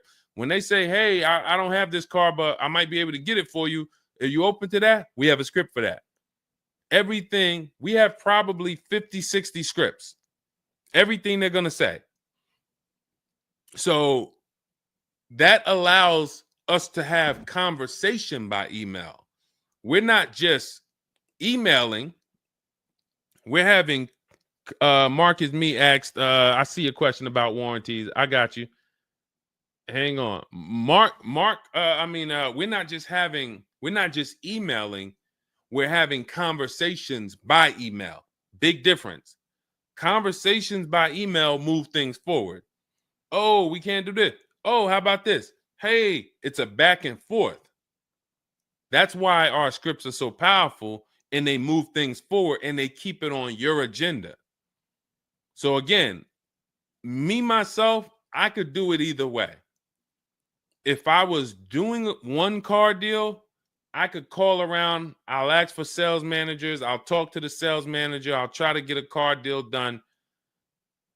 But it's the transferring of information, and this doesn't work on a used car. So this only works on new cars. So if I was buying a used car, it's a whole different system. But another reason this isn't effective. What's up, Smitty? Hopping in on TikTok. Another reason that's not effective. Again, better than you walking in. I'm just being straight up with you. If you told me is that better than me walking in? 100%. Get on the phone. You will do way better on the phone than walking in. But compared to email, you ask me like email or phone, which one's better? Email crushes it because I can have conversations quicker. I have stuff in writing. I don't have to worry about not having something in writing, and I show up and I thought that it was this and then it's that, and then it's nothing I need to remember. Yeah, I think that's enough. I think that's enough. So again, in my book is all the scripts. And without you knowing what to say when they say this, then the conversation is going to move slower and you'll be typing everything manually. What should I say to them? All right, what should I say to this? When they say, "Oh, can I have your full address?" Okay. These are the things that you want to know how to respond to. Okay? All of that is in my book. But again, either way is better than walking into the dealerships. Walking into the dealerships is where you're going to lose. All right, go ahead. Next question. Kevin Carroll, Jamie Rodriguez. Good to see you. How do we apply for a soft credit pre-approval? You have to find a bank or a credit union that does it. If your bank or credit union should be the first people you ask, can you get a soft credit pull pre-approval? Because the soft credit pull pre-approval doesn't start the rate clock, doesn't start first of all, the rate clock starts at the hard credit pull, which means your credit bureau, Equifax, Experian, TransUnion, they're looking now and saying, okay, you have a certain period of time where you can do more of these to actually get different rates. But once that period of time closes, we're going to update your credit score. So let's just say you get that hard inquiry, and when it closes, your credit score drops 10 points. Okay. Had you gotten 3, it would have dropped 10 points. In that window, same 10 points. But if you let the window close, then you go and get another hard pull. When the next window closes, it's another 10 points. That's why we don't want to be moving like that. We don't want multiple hard pulls in a spaced out period of time. So you want soft credit pull, and if your bank or credit union doesn't do it, go to Google. Go to Google, type in soft credit pull pre-approvals. Find a bank that does it, because all you want to do is put your budget together. This might not be who you get a loan from. It's just for you to put your budget together. And if you've ever bought a house or you got a mortgage, you'll see, all right, you might pre-approve me for, 4.25 interest rate. And then once I go to get my loan or my mortgage, it might go to 4.3. It might go to 4.6. It doesn't matter. This is just to budget. You need something so that you can know how much you can spend. That's the purpose of the pre-approval. So it's no reason for you to ever give a hard credit pull. You are much better off just using the rule of every 5,000 is about $100 per month. Burn that into your head. Every 5,000 is about $100 per month. So that means when I'm looking at this $30,000 car, that's $600 a month for 5 years. What if I want it to be $500 a month? Then I need to, instead of taking out a loan for $30,000, I need to take out a loan for $25,000, which means I got to put $5,000 down. But if I'm taking out a loan for $30,000, it's going to be about $600 per month on a 5-year loan. You could go to 6 and it'll drop it a little. For 6, it'll drop it another, But if you don't have that rule of 5,000 in your head, you're too off in your budgeting. You need to have some type of anchor to what this car should cost me. If I'm looking at a $50,000 brand new car, I don't want to be able to, give me the $600 a month on that. Wait, Deshone already told me every 5,000 is $100 per month. How am I looking at a $50,000 car and saying get me the 600 on that? Just divide 50,000 by 500. You're gonna see, oh, that's 1,000. This thing costs 1,000 a month on a 5-year loan. Yes. No money down. Yes. This keeps you from getting in trouble. This keeps you from leaving out the dealership with a 9-year loan. You're at your payment, but your loan is for daggone. It's like if you might not know, it's there's 50-year mortgages. Who would take a 50-year mortgage? Anybody? Anybody volunteering for a 50-year mortgage? Any takers? I didn't think so. No. Why? If you went into a house, $500,000 house, and they said your payment is this for 30 years, but if you take a 50-year mortgage, it drops to this. Nobody on here would be like, okay, yeah, give me the 50-year mortgage. They're available because we've learned that 30 years is the longest you would take a mortgage. And that needs to be 72 months with cars. That's why I tell you 72 months should be the longest you ever consider for a car loan. And if you go in with these parameters, nobody can take advantage of you. All right. All right, let's go. We'll wrap in a car. We're almost done. I say let's go. I see we got maybe one or two more questions. We'll see. For lease, I can only go through the dealership finance department. We'll bring that one in next. I see you. I see you on TikTok. Anita, I see you. What's going on? Warranty extensions worth it? Oh, you mean extended warranties? Okay. Are extended warranties worth it? Depends on the car. If you with warranties, you're asking yourself, what's the odds that things are going to break on this car? And then how expensive are they to fix? And this is why when we get cars, we do something in step 4 of my book. There's a 5-minute process we do. It's a Google check where we check reliability. Every car you look at, you should be typing into Google 2025 this reliability. If you're buying a used car, you should be typing in 2023 Kia K5 reliability. And then you skim those articles. Thank you, Renee Cunningham. You skim those articles, and then you see, what are the third parties saying about this car? Are they saying the reliability is less than normal or less than average? There's tons of people who were in love with a car, and then they do this 5-minute exercise and they see owners are reporting electrical issues with the car, software problems with the car. Owners are complaining about the infotainment system in the car. So this is what we call bad DNA. This is not something that when we buy used cars, you'll see in my book and you'll hear me talk about on the show. We screen down used cars with title history, service records, accident history. That's how we make sure it's a quality used car. Title, service records, accident history. But you could put all those things together, and if you got a car with bad DNA, it has electrical problems, none of that will fix it. So, Deshone, I did that whole search you told me, man. I did everything. I narrowed it down. I got a good car. I got the best price. But, man, the car is giving me problems. You skipped step 4. You didn't do that Google search I told you to do, right? No, I didn't, man. I didn't do it, man. I skipped that. That right there, now you got a great deal on a bad car. So the things I'm telling you to do take 5 minutes.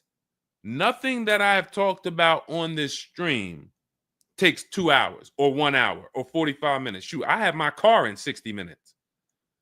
I do the whole process in 60 minutes. So not one thing I have told you takes more than 15 to 20 minutes at a time. So this is a 5-minute exercise concerning this question somebody asks, are extended warranties worth it? So extended warranties cannot fix a car with bad DNA. You want to skip that. So once you find out, okay, I got a car. For example, there's certain Nissans, when you pull them up, you do you're going to type in the year, the make, the model, longevity. Going back to the keepers. Everybody who answered earlier, they're a keeper. You buy your cars, you keep them more than 8 years, type K for keeper. You don't lease. I don't want you thinking about leasing. But if you're keeping, you need to think about warranties. Just like people who lease don't need to think about warranties for the most part, unless they're a high mileage driver, they're getting a high mileage lease, they're not thinking about warranties.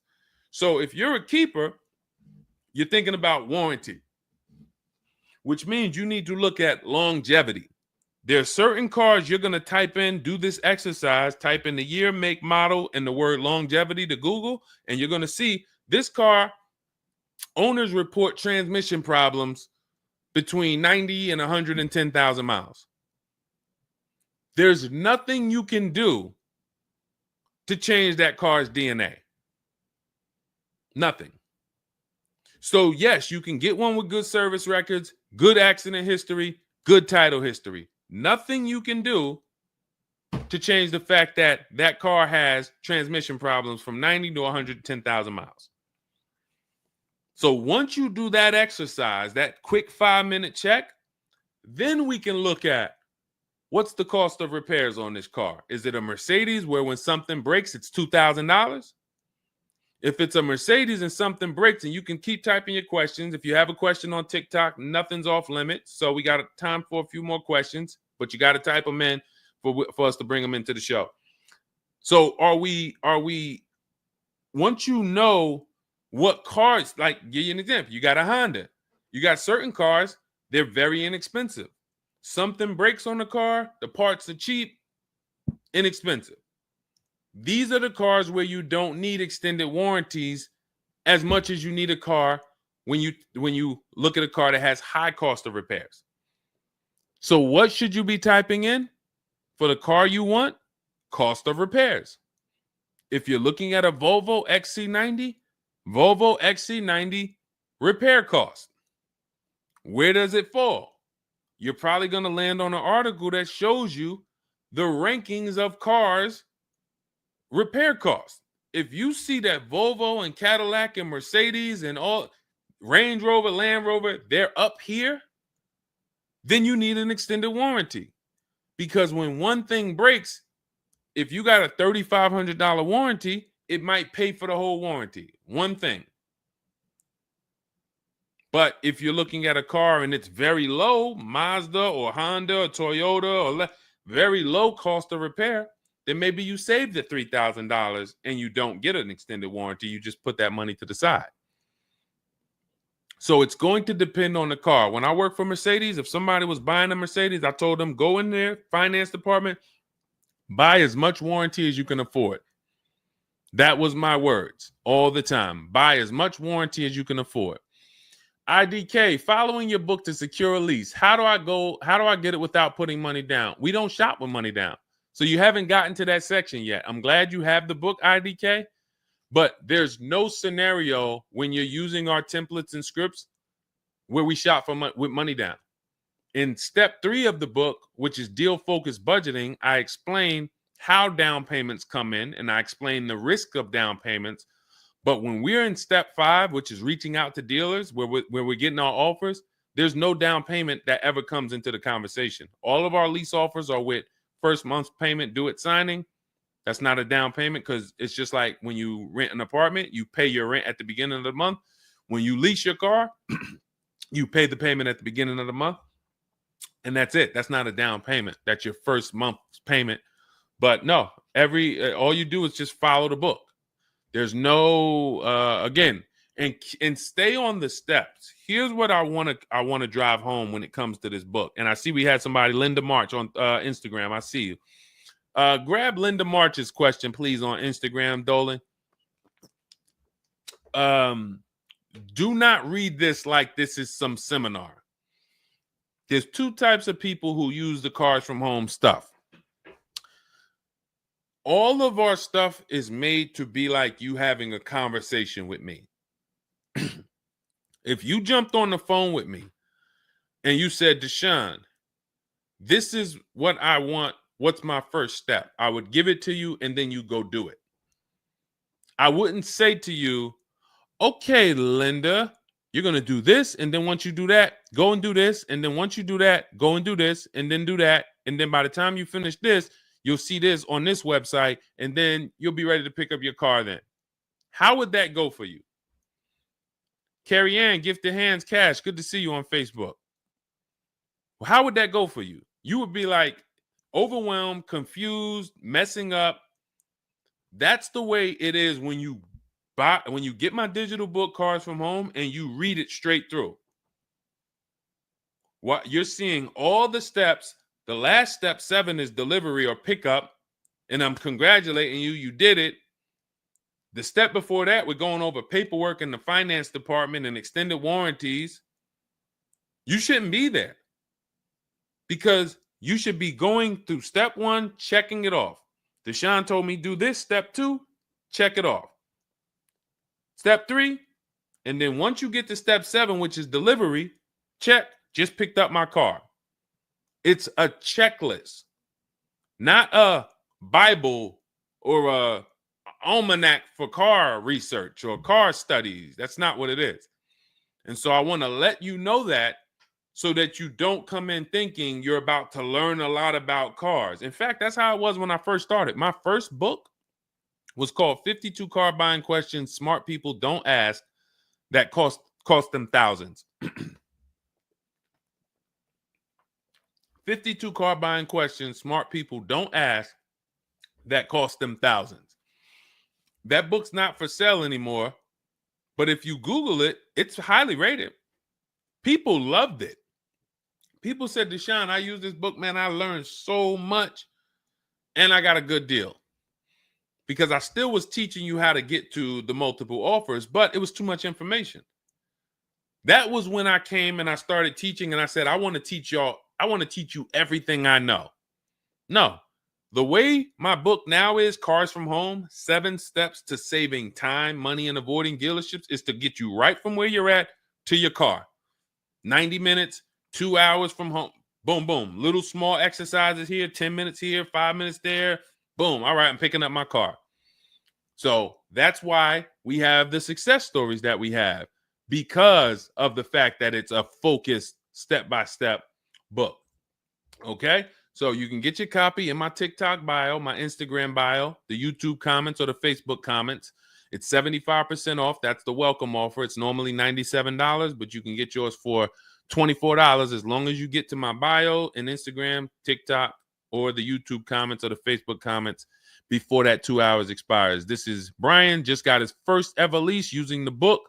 Thank you, Brian. 2025 Honda HRV, $30,000 car, $395 a month. That's a 1.2% ratio. No money down. Initial quotes from that dealer was $434, and he used the counter offer calculator and got it down to $395. So that's his best offer, not to be confused with his only offer. That's his best offer that went from $434 down to whatever he ended up paying to get it to 1.2%. So that is how you want to do it. Step by step, go grab your book.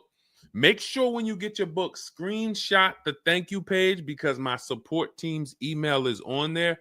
Sometimes you're typing fast, you misspell your email, but as soon as you actually pay the $24 and get your book, you'll see the book is on the thank you page. So you can click that link, open it, save it. Make sure you save that link, because every time I update the book, that link is your master link, and I also email you a copy.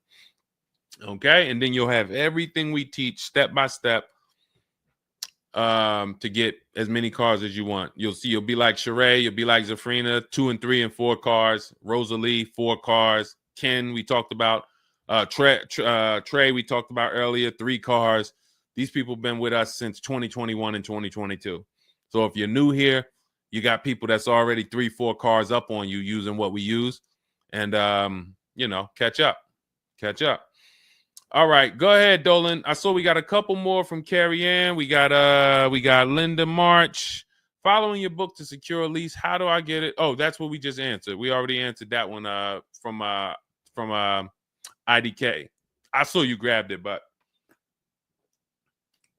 I answered it before you grabbed it. Carrie Ann Gifted Hands. Evening. Okay.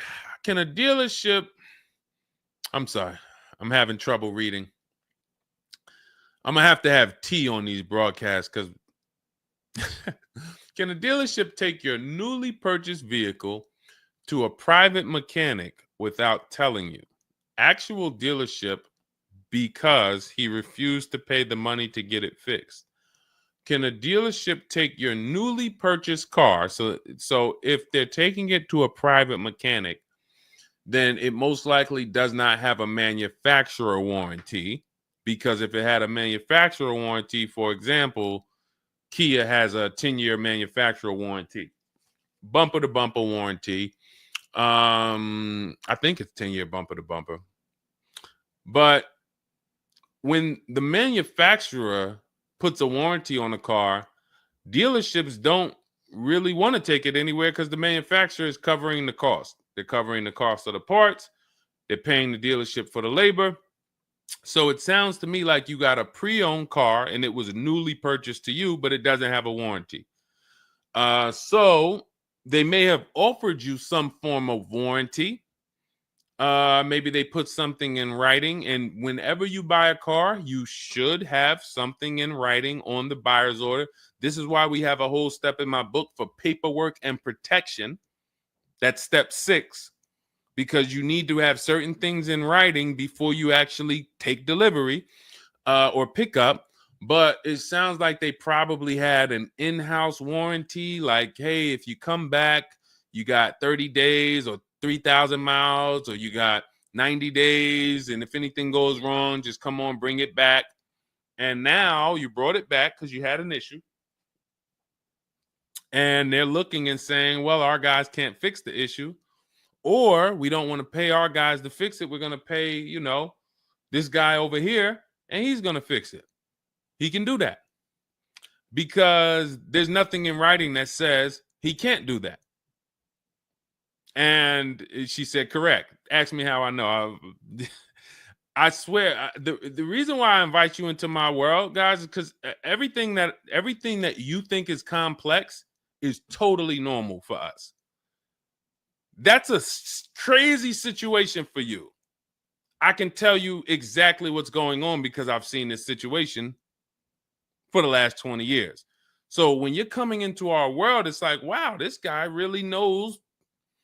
I see why he can kind of keep me calm, because this stuff is calm for me. That's where I want you. It's like being with somebody and you're going into a scary situation, but they've been here 200 times.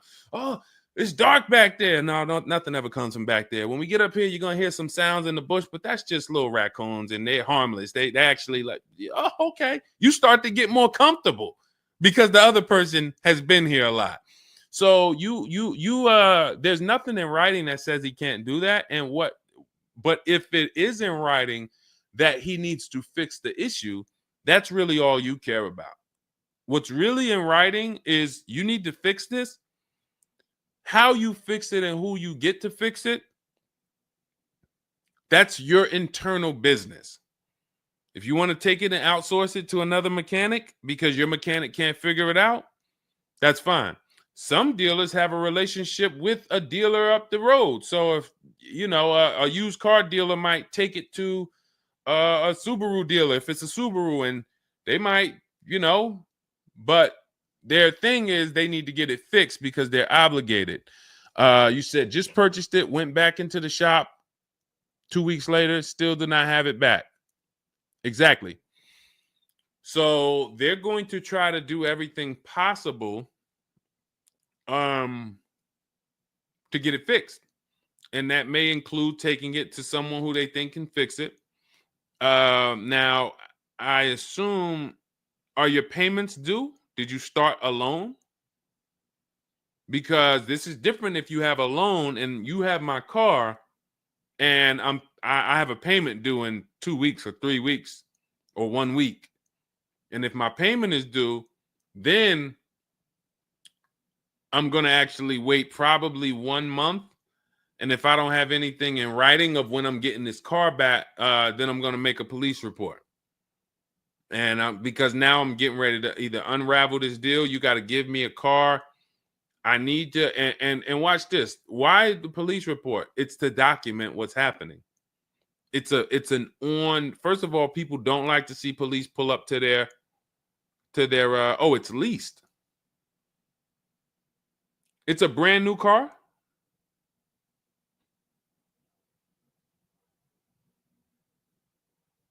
It's a brand new car. Most leases are brand new.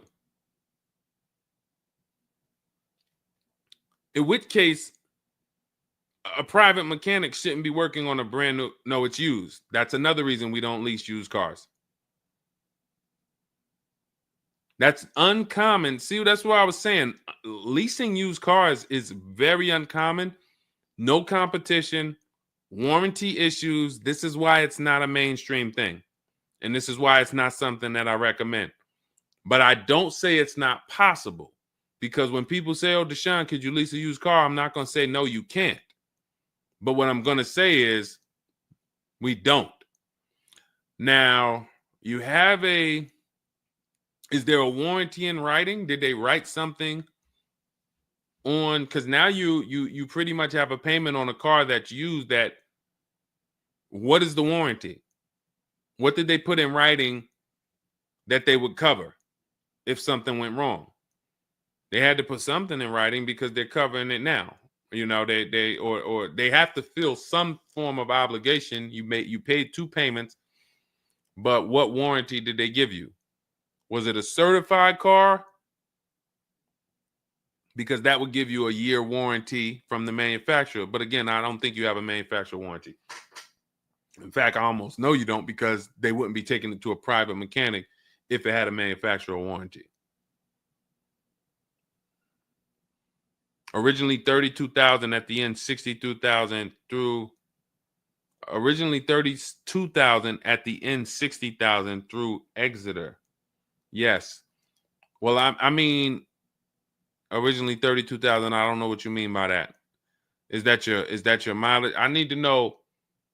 Did they put something in writing saying that they were giving you a warranty?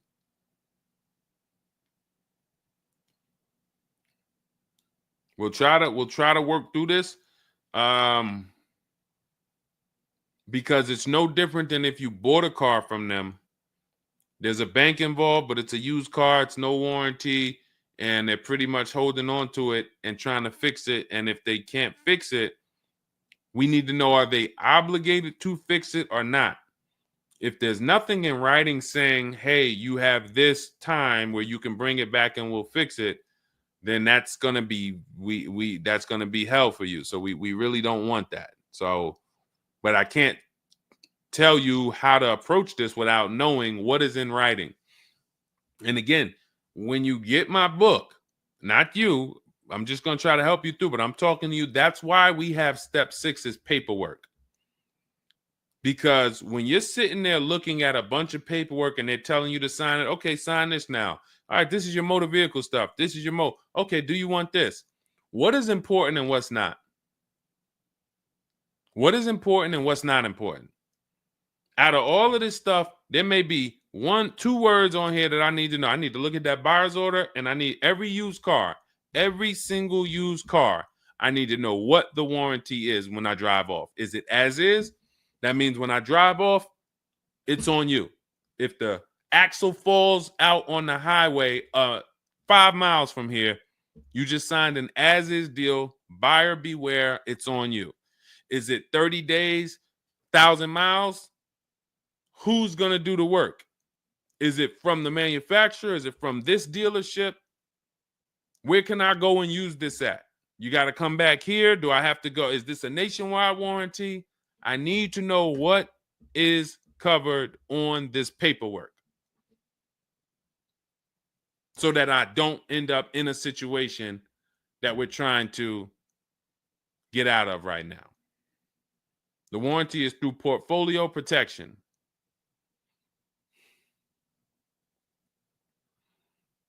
So it's a warranty. May not be a good one, but it's a warranty. So if there's a warranty, that means they're obligated to fix it. And if they're taking too long to fix it, and I have a payment, did they put you in a loaner car? Are you driving now? What are you driving now?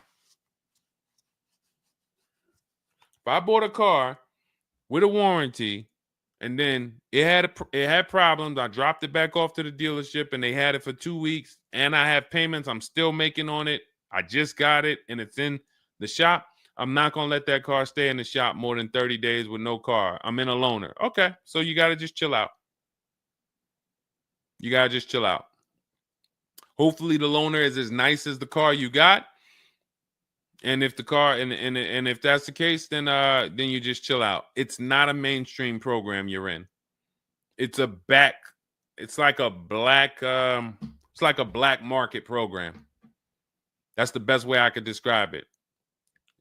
These companies that lease used cars, it's a black market kind of behind. It's not a mainstream thing. That's why all of these companies are small or like very little known name companies. They could go out of business. Nobody knew. Who the heck were they? Nobody knew. portfolio such and such went out of business. I never even heard of them. Who are they? Because they operate in the black market back there. So the general manager refused to pay the $4,300 for the corrosion on an important part. Again, what's your payment on the car? I just want to, I think this is a valuable lesson. They've had my van since from June 19th. Oh, they've had the van for that long? And you've been in the loaner?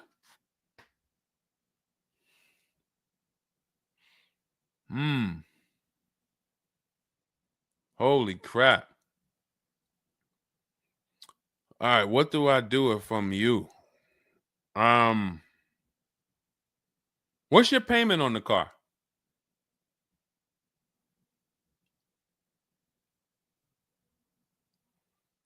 Company had your car for months. You leased it, dropped it off because it was having problems. They've had it for months and can't fix it. And you're paying $775 a month. What kind of vehicle is this? What kind of vehicle is this that we're paying $775 a month for?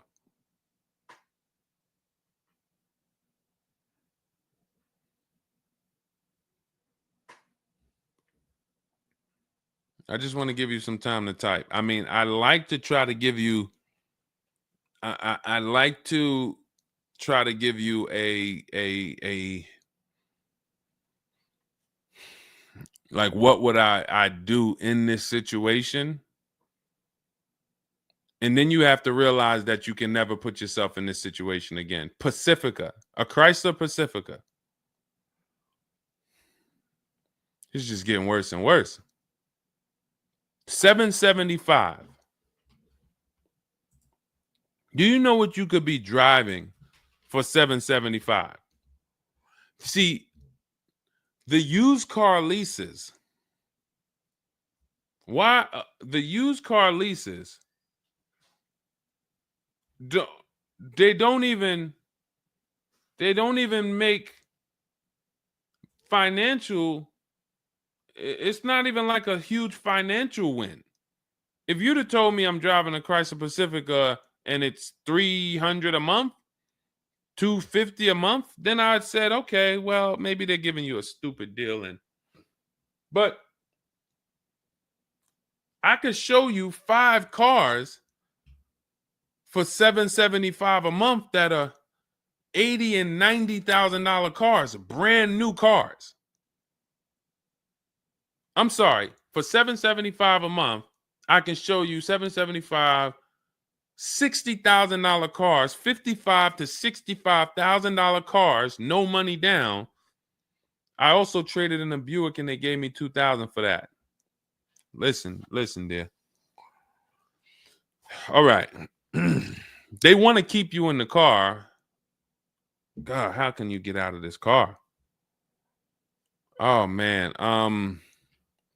And just so you know, some situations you can't get out of. So it's not like there's always a way out. There are some situations. That's why the reason why I want you to have my book, 7 Steps, Cars from Home, 5-star rated, Google it. The reason why is because you're not going to, once you sign that paperwork, it's not as easy as you've been taught to just get out of it. If it's a bad deal, if it's an overpayment, you go switch your car, it doesn't mean you got out of that deal. You just got out of that car. You rolled over the negative equity to this deal. Car deals are like, once you sign them, the damage is done. And then it's about, all right, what's the best way to get out where I lose the least amount of money on this deal? But I'm going to lose. Negative equity, it's going to be there. So it's much better to arm yourself beforehand than to say, all right, I'm in this situation now. How do I get out of it? Because some situations can't be gotten out of. People used to walk into the dealership, they got 15,000 of negative equity.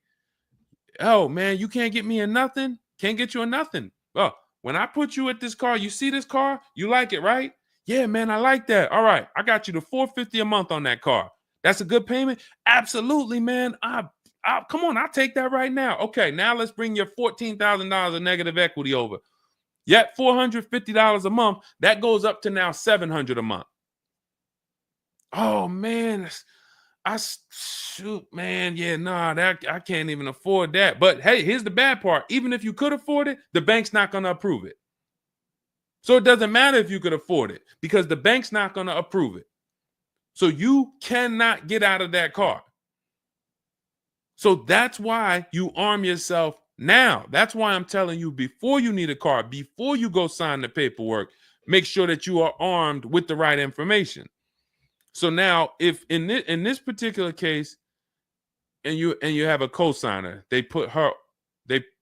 you put a cosigner on here, told us to wait 6 months, and then we can switch owner names and info. Every time I think this can't get worse, you make another comment, and it just gets worse and worse. They called me in yesterday to pick it up, and the same problems were present.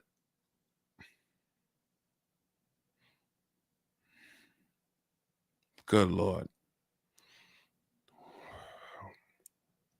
I'm almost stumped. Okay. All right. All right. You need to find out how many miles are on this car? How many miles are on this car? This is not a good situation. So that's why it's harder. And what I'm about to tell you, it might not even work. You may just be stuck in it. I'm trying to see if we can slice it any way possible to give you some form of solution. But if they keep giving you the car back, same issues, 60,000 miles on the car. Okay, so what I would do is you call and get the payoff. It's gonna be low. I mean, it's gonna be high. Call and get the payoff because your payment $775. I'm trying to see if you can sell your way out of it. Can you do a lemon law on a used car?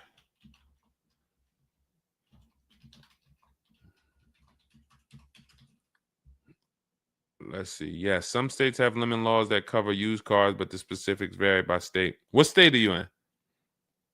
If they can't fix the same issue, but it's an aftermarket warranty.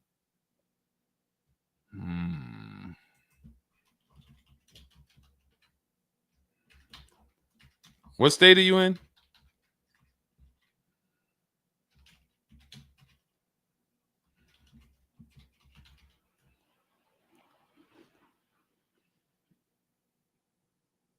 Maryland. Let me see. On a used car, Maryland. In Maryland, the lemon law primarily focuses on new cars or lease cars. Nope, that's not going to work.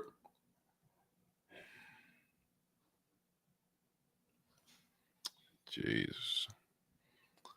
I'm gonna be real with you. You could shoot me an email. I don't know if you can get out of this. You know, a contract is binding. You sign a contract. And let me tell you this. I don't know if you can get out of this without losing. You could just stop paying the car, have a repo on your credit. A lot of people will do that. I'm going to drop this car off, take your car back, voluntary repo, credits tore up. Not a good solution. It's going to cripple you from moving forward with cars. It's going to make it hard for you to get your next car. And then when you get a car, it's going to make that deal is going to be bad. Geez, how long is the lease? So this is just for those of you who are just joining us. We have this young lady got she leased a used car. Don't do this. And again, I'd like you to email me. Maybe I'll think of something that will come up as a solution. But you know, I trust you're going to learn from this. It sucks. It's a horrible situation, and it's evidence of how bad certain bad structures can be. Because and again, I know some of you who've joined me for a long time, you may be used to, well, Deshone has a solution for everything. Not everything. There's times where you are too buried, and the only thing that will heal the wounds is time. That's the only thing. The deal is done. You have to pay down the deal. And then in a year, 2 years, you might be able you might be able to make a move, but you have to suck it up, bite the bullet,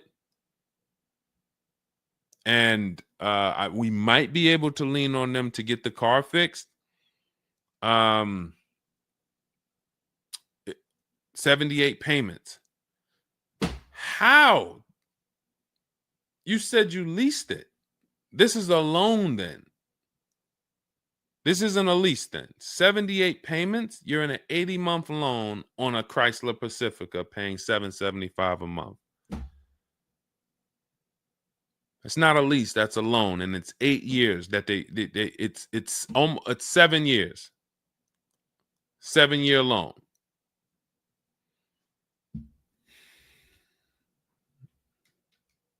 I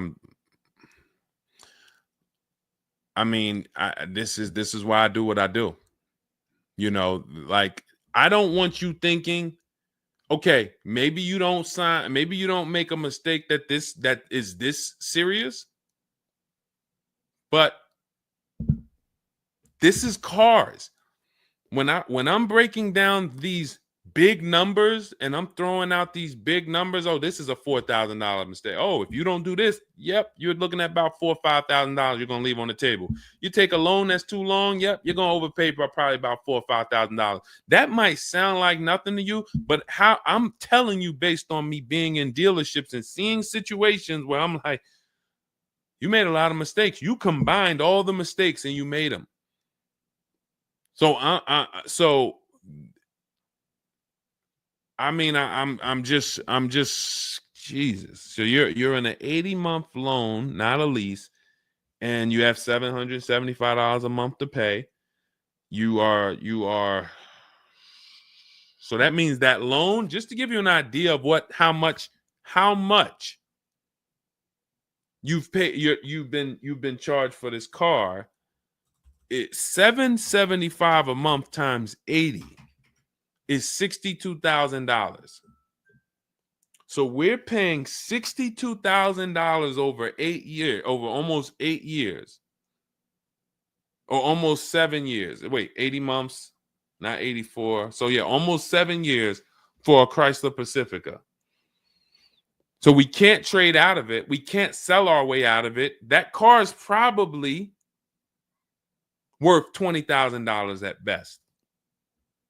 2021 Chrysler Pacifica, 60,000 miles on it. That car is probably worth $20,000.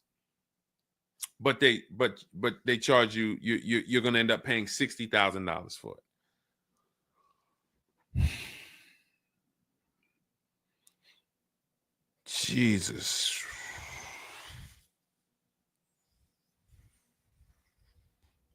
Most people will let the car go. Most people will let the car go. I don't. If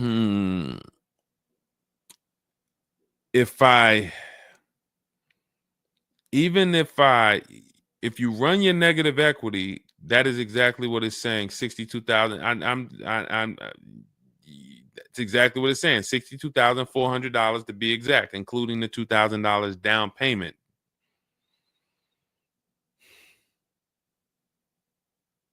What's the name of this company that you did business with? My friend will not let that fly. That is one of the worst car transactions that I've ever seen anyone in. And your friend is on the deal with you as a co-signer.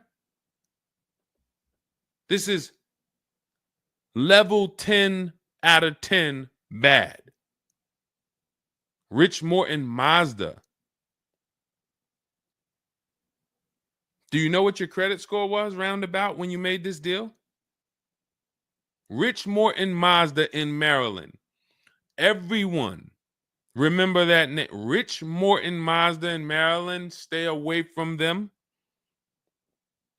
This is one of the worst deals I've ever seen. She is the main person they told me I could not sign the papers.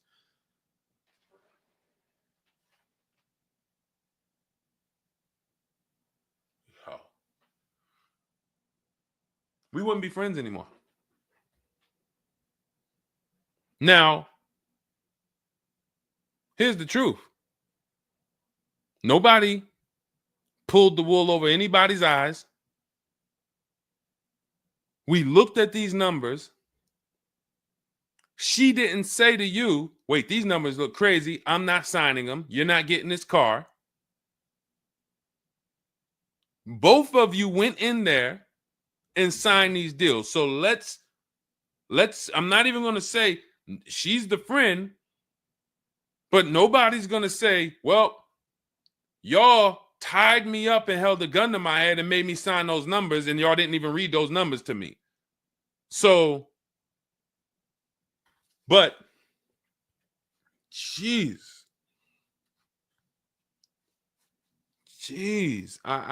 this, you're buried. You are buried in this car. The only way, and what's crazy is, even if you voluntarily let it go, you ruin your friend's credit. Because she's the one who signed for the car. Bad, bad, bad, bad, everything bad. I wish there was a silver lining that I could think of. What I would do is I would find, you need to find out how upside down you are. You need to go on CarMax, write down these 6 sites, write down these 6 websites.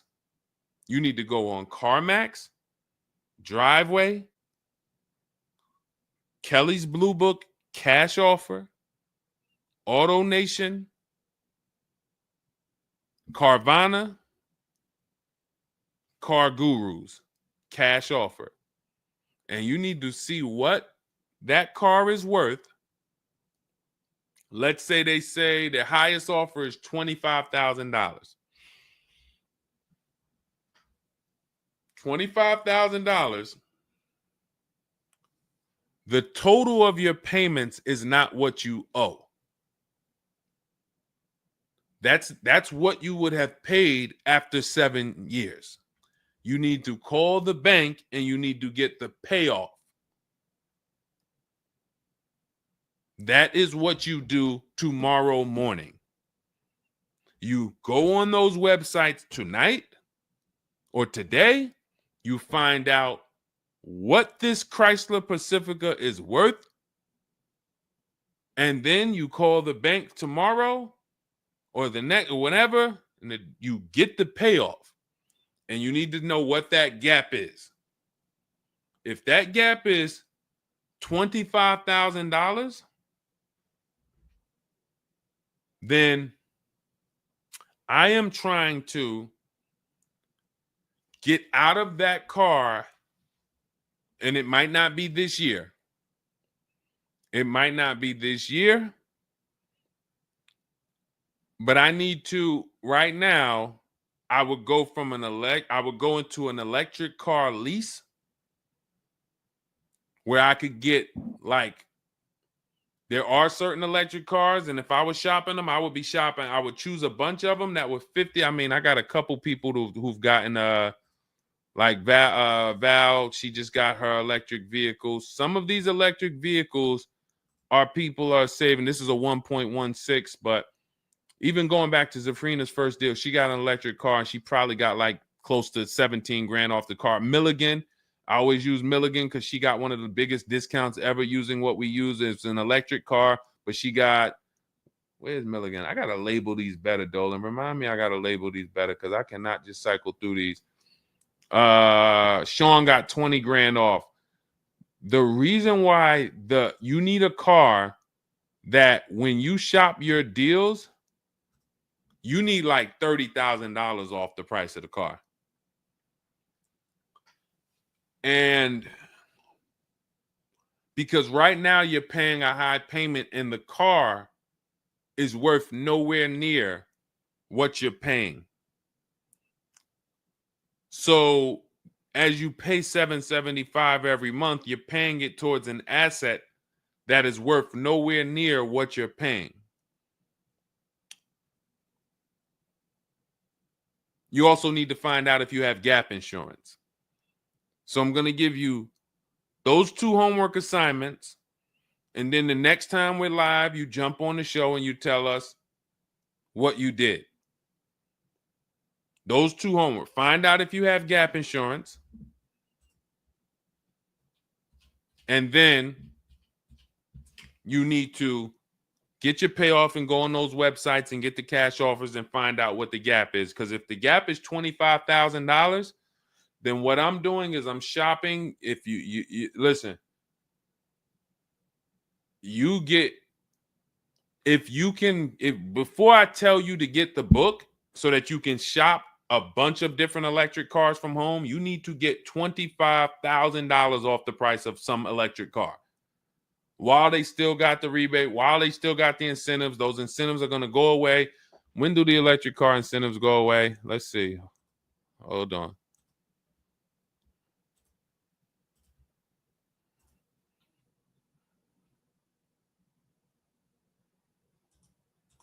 Hold on.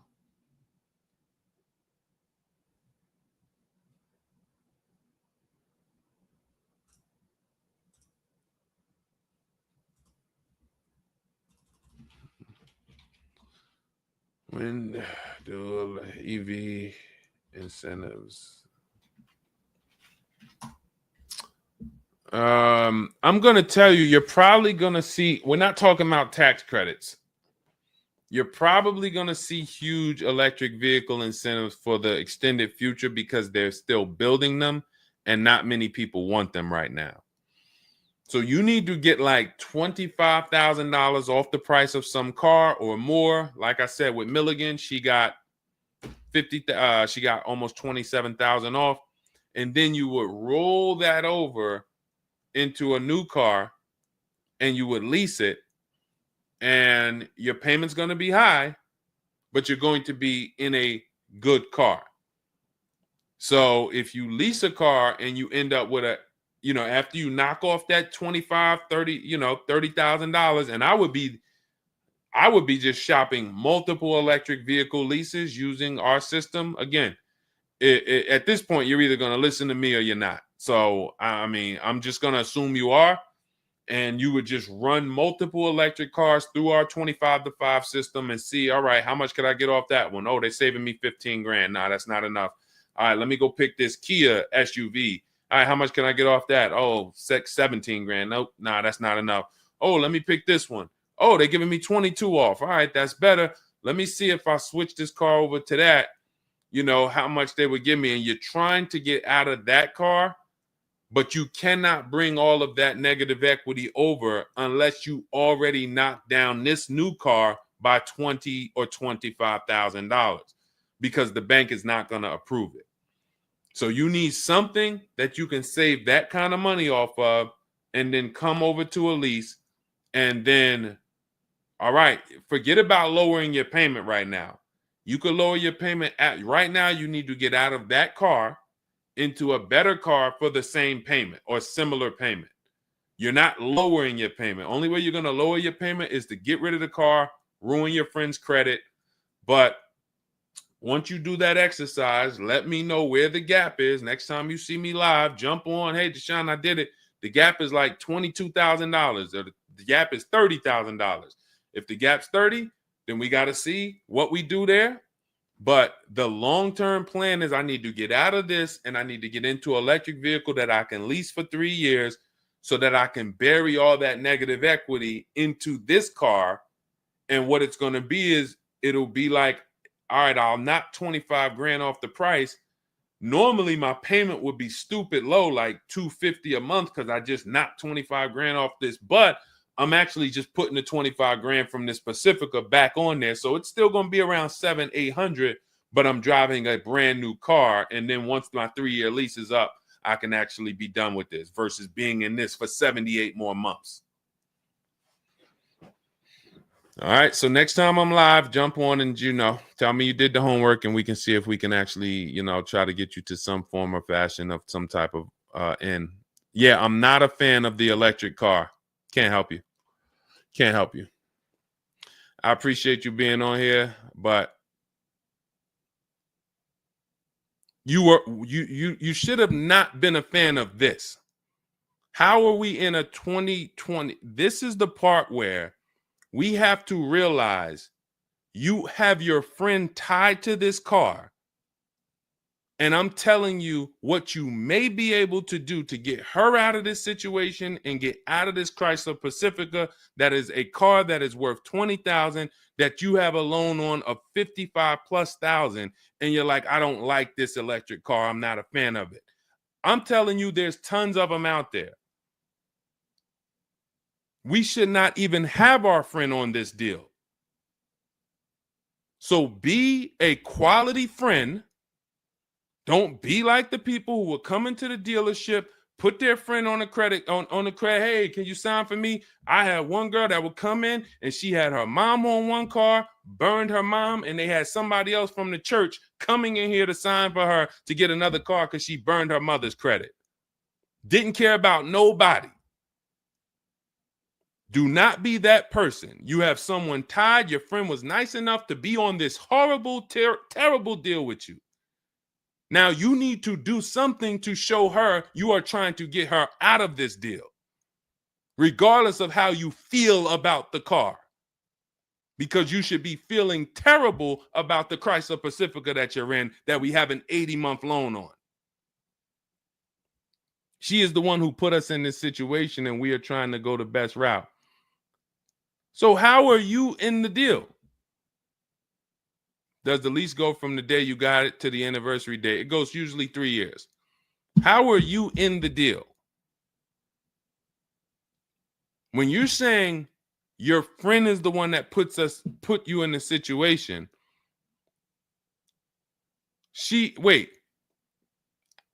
in one breath you're saying, believe it or not, she's the one who encouraged me to get it. And then in another breath, you're saying she's the one who put me in the deal, who put us in this situation.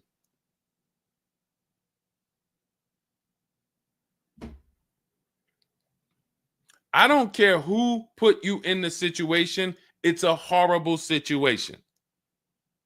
So if you want, that is the only solution, and it may not even work. So let me just be clear. Lots of people on the show, they seem to be very interested in your story. This is a very interesting story. There's not many times I had to jump on this show and hear something where I'm like, you're probably not going to end up with another car. You're probably going to be stuck in that car for at least 3 years, paying down the balance because you owe too much on it. And maybe you can lean on them to fix it, but there's no lemon law, so it's not like you can actually put it through a lemon law. So you might just be giving it back to them to fix, giving it back to them to fix. But you're in the loaner and your friend's on the paperwork. So that tells me the car was for you. It wasn't for your friend. So your friend signed for the car knowingly, may have encouraged you to get the car. Yeah, girl, I'll do it. Listen, I want to see you win. Look, maybe didn't know what she was signing, didn't understand. All right, you're $775 a month. Can you afford that? Okay, yeah, I could afford that. Okay, perfect. All right, I'm going to sign for it. Didn't realize maybe it was for 7 years. and didn't realize that, oh, shoot, you're going to be paying 60 grand for this car, and didn't know, oh, this car is going to be in the shop, but it's your car because you're the one in the loaner. It's not her car. She's not in a loaner. So there's only one potential solution where you could even think about getting out of this car, because no one can get you out of a car that you're $30,000 buried in. There's no bank. You could have a 900 credit score, never missed a payment in your life. No bank is going to approve taking $30,000 from this Chrysler and putting it onto whatever new car you decide you want. You need to get a huge discount off of some car. There's no car that's going to give you $30,000 off or $25,000 off except an electric vehicle. So if I'm telling you something that may not even work, but it's your only route, that's all you got. You want to come up with something else, repo the car, ruin your friend's credit, I got nothing to do with that. My only job is to try to provide and advise a solution to when people tell me, this is my situation, this is my goal. Normally people have 2 or 3 options. You have half an option. Like, you ever play spades? 1 and a possible, 3 and a possible. You have none and a possible. The possible might not walk. But I'm telling you, do this exercise, and then we can see if that possible will walk. If it doesn't, you got no books. You stay in the car, and that's your only option. It's a bad situation. One of the worst I've ever seen. And I'm not saying that to beat you up. I'm saying that so you realize the severity of the transaction. So if I have to bite this bullet and I got to pay this car for the next 2 years, 3 years, it's because I'm in a bad situation. And then when I pay down this car, maybe I can make a different move in 2 years. And then I'll be much wiser before I make my moves, so that I never end up in this situation again. Okay? So for everybody who joined, this was great. Again, my goal is to keep you from ever making mistakes. Every mistake you make on a car transaction costs you thousands of dollars. There is no the least expensive mistake you could make is getting gap insurance when you didn't need it. Getting gap insurance when you didn't need it, you just paid probably $400 or $500. You didn't need it. All right, you lost $400 or $500. That's the least expensive mistake you can make on a car. Everything else is thousands of dollars, $2,000 mistakes, $5,000 mistakes, and more. So you can avoid every mistake by having a step-by-step checklist. If it's in Deshone's book, I do it. If it's not in his digital book, I don't do it. So there's no way I'm going to make a mistake. That's okay, TJ girl. We'll be back tomorrow. If I'm giving you a checklist, check, do this, check, check. You're doing everything I say do. There's no room for a mistake. You're not following an almanac. You're following a checklist. That's why my book is called Cars from Home, 7 Steps to Saving Time, Money, and Avoiding Dealerships. Step 1 through 7, check them off. You do car transactions mistake-free. You don't miss any money with your financing. You don't buy bad cars. You don't do anything that you're like, oh, was this good? No, it's a checklist. So normally it's $97. It's a digital book. So you can have it in your inbox in about 5 minutes, and you'll get it for 75% off as part of our welcome offer in my TikTok bio, Instagram bio, Facebook comments, or the YouTube comments. There's a link there. Just get there before that 2-hour countdown expires. Once it expires, it goes back up to $97, which is still worth every penny. You spend $700 on a home inspection. Why do you spend $700 on a home inspection when you might not even buy the home? Inspector might come back and say to you, you know what? Hey, listen, I got the report for you. Just so you know, that roof needs replacing. Those boards, the electrical system in the back, there's a lot of stuff that's not up to code. And then in the basement, you got some water coming in through the foundation there. Listen, house needs a lot of work. Here you go, $700. You and your family might not buy that house. Do you say to yourself, man, I wasted that $700, man, we could have kept our $700? No. You say to yourself, man, I'm glad we got that home inspection, man. We would have been in trouble. So this is how we approach cars. This is how people who I show you throughout the stream approach cars when they're working with cars from home.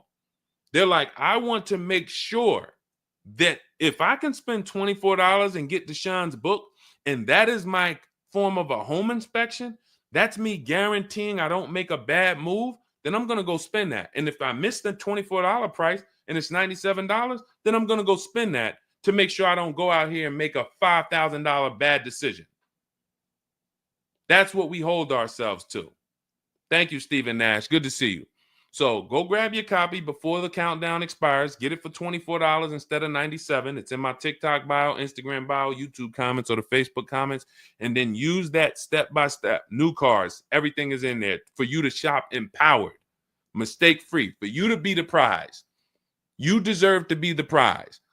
There is nothing else that you would spend $10,000 or $50,000 on, or some of you are going to get a $100,000 car. There's nothing else that you would go in spending that money on, and you wouldn't feel like you're the prize.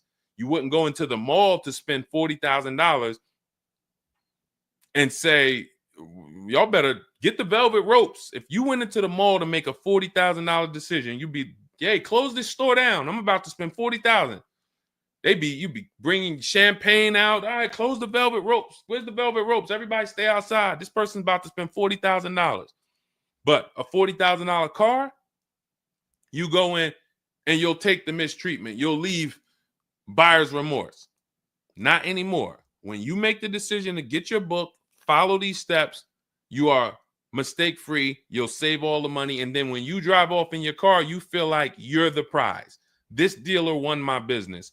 That credit union, that bank won my loan. This deal, buyer, Carvana, CarMax, Driveway, they got to buy my old car because they put the best bid up. Everybody won a bid. And that's how I know I won, because everybody competed for my business. I didn't beg none of you for anything. That's how we do. So go get your book. And if you want to get started and you're like, Deshone, you know what? Is there anything I can get started for free? Because I'm just getting to know you. I don't really know you yet. Now I want to see, then go grab my free cheat sheets. Dolan will put a link in the comments for you guys. It's Deshone's cheat sheets. It's also in my TikTok bio, my Instagram bio. And you can see what we give to people who want free advice to get you started. But if you're like, no, give me the blueprint. Give me the bang, bang, step-by-step, start to finish. That's my digital book. Go get it. And carry in gifted hands. Please check back in with us. Let me know when you do that exercise how big that gap is between what the Pacifica is worth and what the cash offers will buy, what will pay for it.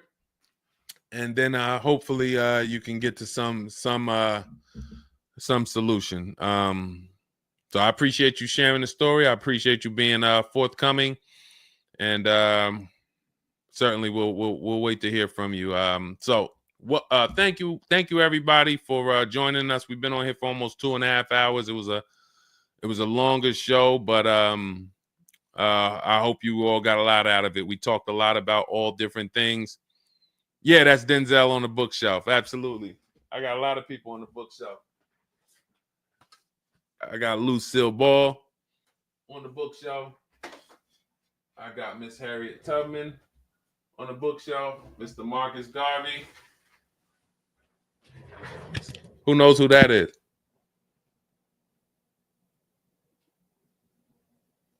That's the great one.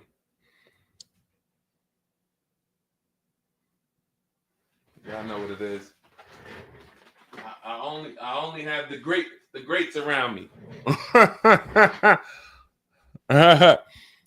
Alexis Chu, you don't know who that was? Who could tell Alexis who that last person was? Man, you better get up on the honeymooners. Yep, that was, yes, TJ girl. Yep, Jackie Gleason. Yep, that is right. The great one. So yeah. So yes, so it was a pleasure. We'll be back. We'll be back for another show. When you see us, jump on, get your questions answered. For those of you who have my book, I want to thank you. Shout out to I saw a couple people say they grabbed their book and they were using they were ready to use it. I would get the paperwork through email, never received it. I need your help. I bought 2 brand new cars. I was told I would get the paperwork by email, never received it. So call the dealership. Call it. You bought 2 brand new cars. You said you would get the paperwork by email. You never received it. Call the dealership and, hey, where's my paperwork? Ask for the finance manager. Where's my paperwork? That's what you do. All right. So, all right. I'll let everybody go. I'm tired. I can't even get myself together. This is, I'm gonna jump off and we'll be back. We'll be back for another show. Make sure you get your book in my TikTok bio, Instagram bio, the comments, or the Facebook comments or the YouTube comments, and I'll see y'all on another show. All right. God bless you.